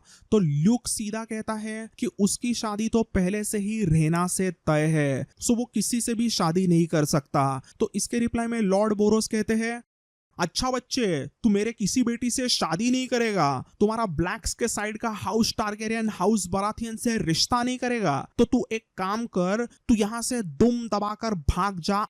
लॉर्ड बोरोस ने भी अभी ऐसे ह्यूमिलेट करने के बाद में छोटा 13 साल का लूसेरिस काफी सैड होता है और वहां से वो सर नीचे झुकाकर धीरे धीरे दरबार से निकल जाता है। तभी अचानक से एमॉन्ड चिल्लाता है, होल्ड स्ट्रॉन्ग, अरे रुको जरा, जाने से पहले पे द डेट दैट यू ओ मी। ऐसा कह के एमॉन्ड अपना आई पैच निकाल के फेंकता है और अपने एक आंख में बिठाए हुए रूबी को रिवील करता है। So strong, how about an eye for an eye? Aemond, मुझे तुमसे बिल्कुल भी फाइट नहीं करना, क्योंकि मैंने अपने माँ को प्रॉमिस किया था कि मैं यहाँ पे स्टॉर्म्स एंड पर एक एनवॉय बन के आऊंगा, सोल्जर बन के नहीं। हम मिलेंगे बैटलफील्ड में, सो बी रेडी फॉर मी। अबे चुप, तुम यहाँ पर एक फट्टू और एक गद्दार बन के आए हो। आई विल हैव योर आई और योर लाइफ स्ट्रॉन्ग। ऐसा कह के एमोंड वही के वही सबके सामने तलवार निकालता है और बोरोस यहाँ पे जोर से चिल्लाता है। वो कहता है कि यहाँ पर ये सब नौटंकी मत करो, तुम दोनों को अगर कुछ भी वॉर करना है, बैटल करना है, तो मेरे दरबार के बाहर करो। तुम दोनों यहाँ पर एनवॉयज हो और मेरे दरबार में कोई भी ब्लड शेड नहीं होगा। ऐसा हुक्म देते ही सर बैलोन स्वॉन और दरबार में मौजूद 20 मेन एट आर्म्स ने भी अपनी तलवारें निकाली। तब एमोंड की भी थोड़ी सी क्यों ना हो फट गई। एमोंड ने चुपचाप अपनी तलवार अपने म्यान में रखी और ल्यूसेरिस भी वहां से निकल के चला जाता है। तब एमोंड भी उसके पीछे निकलने ही वाला था, तभी जाते जाते मैरिस ने एमोंड की पूरी तरह से फाड़ दी थी। मैरिस जोर से एमोंड को ताना मार के कहती है, फादर, अच्छा हुआ इस एमोंड ने मुझे चूज नहीं किया। मुझे तो ऐसा मर्द चाहिए जिसके बॉडी में सब पार्ट्स है। इस एमोंड की तो एक आंख ही नहीं है और मुझे पूरा यकीन है इसका एक बॉल भी नहीं होगा। क्या हुआ एमोंड, इस ल्यूसेरिस ने तुम्हारी एक आंख फोड़ी थी, क्या तुम्हारे दोनों बॉल्स में से एक बॉल को फोड़ दिया? नामर्द कही के। ऐसा कह के वो हंसती है और पूरा स्टॉर्म्स एंड का दरबार हंसता है। एमोंड को इस बात का बहुत गुस्सा आता है। उसे मन तो कर रहा था कि वो मैरिस को वही के वही मार दे, बट आजू बाजू में 50 से ज्यादा डेंजरस स्टॉर्मलैंडर्स वहां पे खड़े थे और उनके सामने एमोंड उनके प्रिंसेस को छू भी नहीं सकता था। इसीलिए वो वहां से चुपचाप भाग के निकलता है और ल्यूसेरिस के पीछे चला गया। अभी इसके बाद में जो कुछ भी हुआ वो हमने house of the dragon season 1 के एपिसोड 10 के आखिर में देखा ही था। अब वही सारी चीजें मोस्टली बुक में भी होती है, बट मैं यहाँ पे बता दूं कि बुक में एग्जैक्टली ऐसा बताया नहीं था कि एमोंड वेगार को कंट्रोल नहीं कर पाया और वेगार ने अपने आप से ही डायरेक्टली एरैक्स के 2-3 टुकड़े कर दिए। ऐसी सब जो चीज थी इसके बारे में कुछ भी बुक में डायरेक्टली मेंशन नहीं है। बस इतना ही बताया गया है बुक में कि एमोंड वहां पे ल्यूसेरिस का पीछा करता है, उसके साथ खिलवाड़ करता है और वो उसे मार गिराता है। बट अभी एग्जैक्टली वेगार उसके कंट्रोल के बाहर गई नहीं गई वो सब चीजें टॉपिक ऑफ डिस्कशन है। बट ओवरऑल मुझे लगा वो बहुत ही अच्छा ट्विस्ट था जो शो में दिखाया गया था कि ड्रैगन भी कभी कभी ड्रैगन राइडर के कंट्रोल के बाहर जा सकते हैं। और इस चीज को हमने पहले भी देखा था प्रिंसेस एरिया के कहानी में। अगर वो नहीं देखा है तो आप वो कहानी जरूर देखिए, मैंने लिंक डिस्क्रिप्शन में दी है। तो एनीवेज बुक में और एक दूसरी कहानी डेफिनेटली मेंशन है कि एरैक्स ड्रैगन के जो टुकड़े टुकड़े 2-3 हुए थे वो स्टॉर्म्स एंड के किनारे पे कुछ ही टाइम के बाद में आते हैं। और मशरूम की अगर माने तो एमोंड और स्टॉर्मलैंड्स के कई सारे लोगों ने ल्यूसेरिस के लाश को ढूंढने की लाख कोशिश की, बट उसकी आखिर तक लाश मिली ही नहीं थी। तो ऐसा कहा जाता है कि ल्यूसेरिस एक्चुअली पानी में गिर के बच गया। ही सर्वाइव्ड द फॉल। वो समहाउ स्विमिंग करके कहीं पे तो किनारे पहुंच जाता है, बट उस पूरे हादसे के वजह से उसकी मेमोरी लॉस हो गई थी और वो स्टॉर्म्स एंड के नजदीक एक छोटे गांव में एक फिशरमैन बन के अपनी पूरी जिंदगी जिया। तो ये कहानी आपको माननी है तो मान सकते हो, ये काफी डिफरेंट कहानी है बट इट्स क्वाइट इंटरेस्टिंग। और इसी के साथ साथ और एक ल्यूसेरिस को लेके कहानी है जो मशरूम ने ही बताई थी। तो इस कहानी में बताया जाता है कि एमोंड ने एक्चुअली ल्यूसेरिस के लाश को ढूंढ के निकाला और उसने उसके एक आंख को निचोड़ कर निकाला और उस आंख को उसने मैरिस को एज अ गिफ्ट दिया।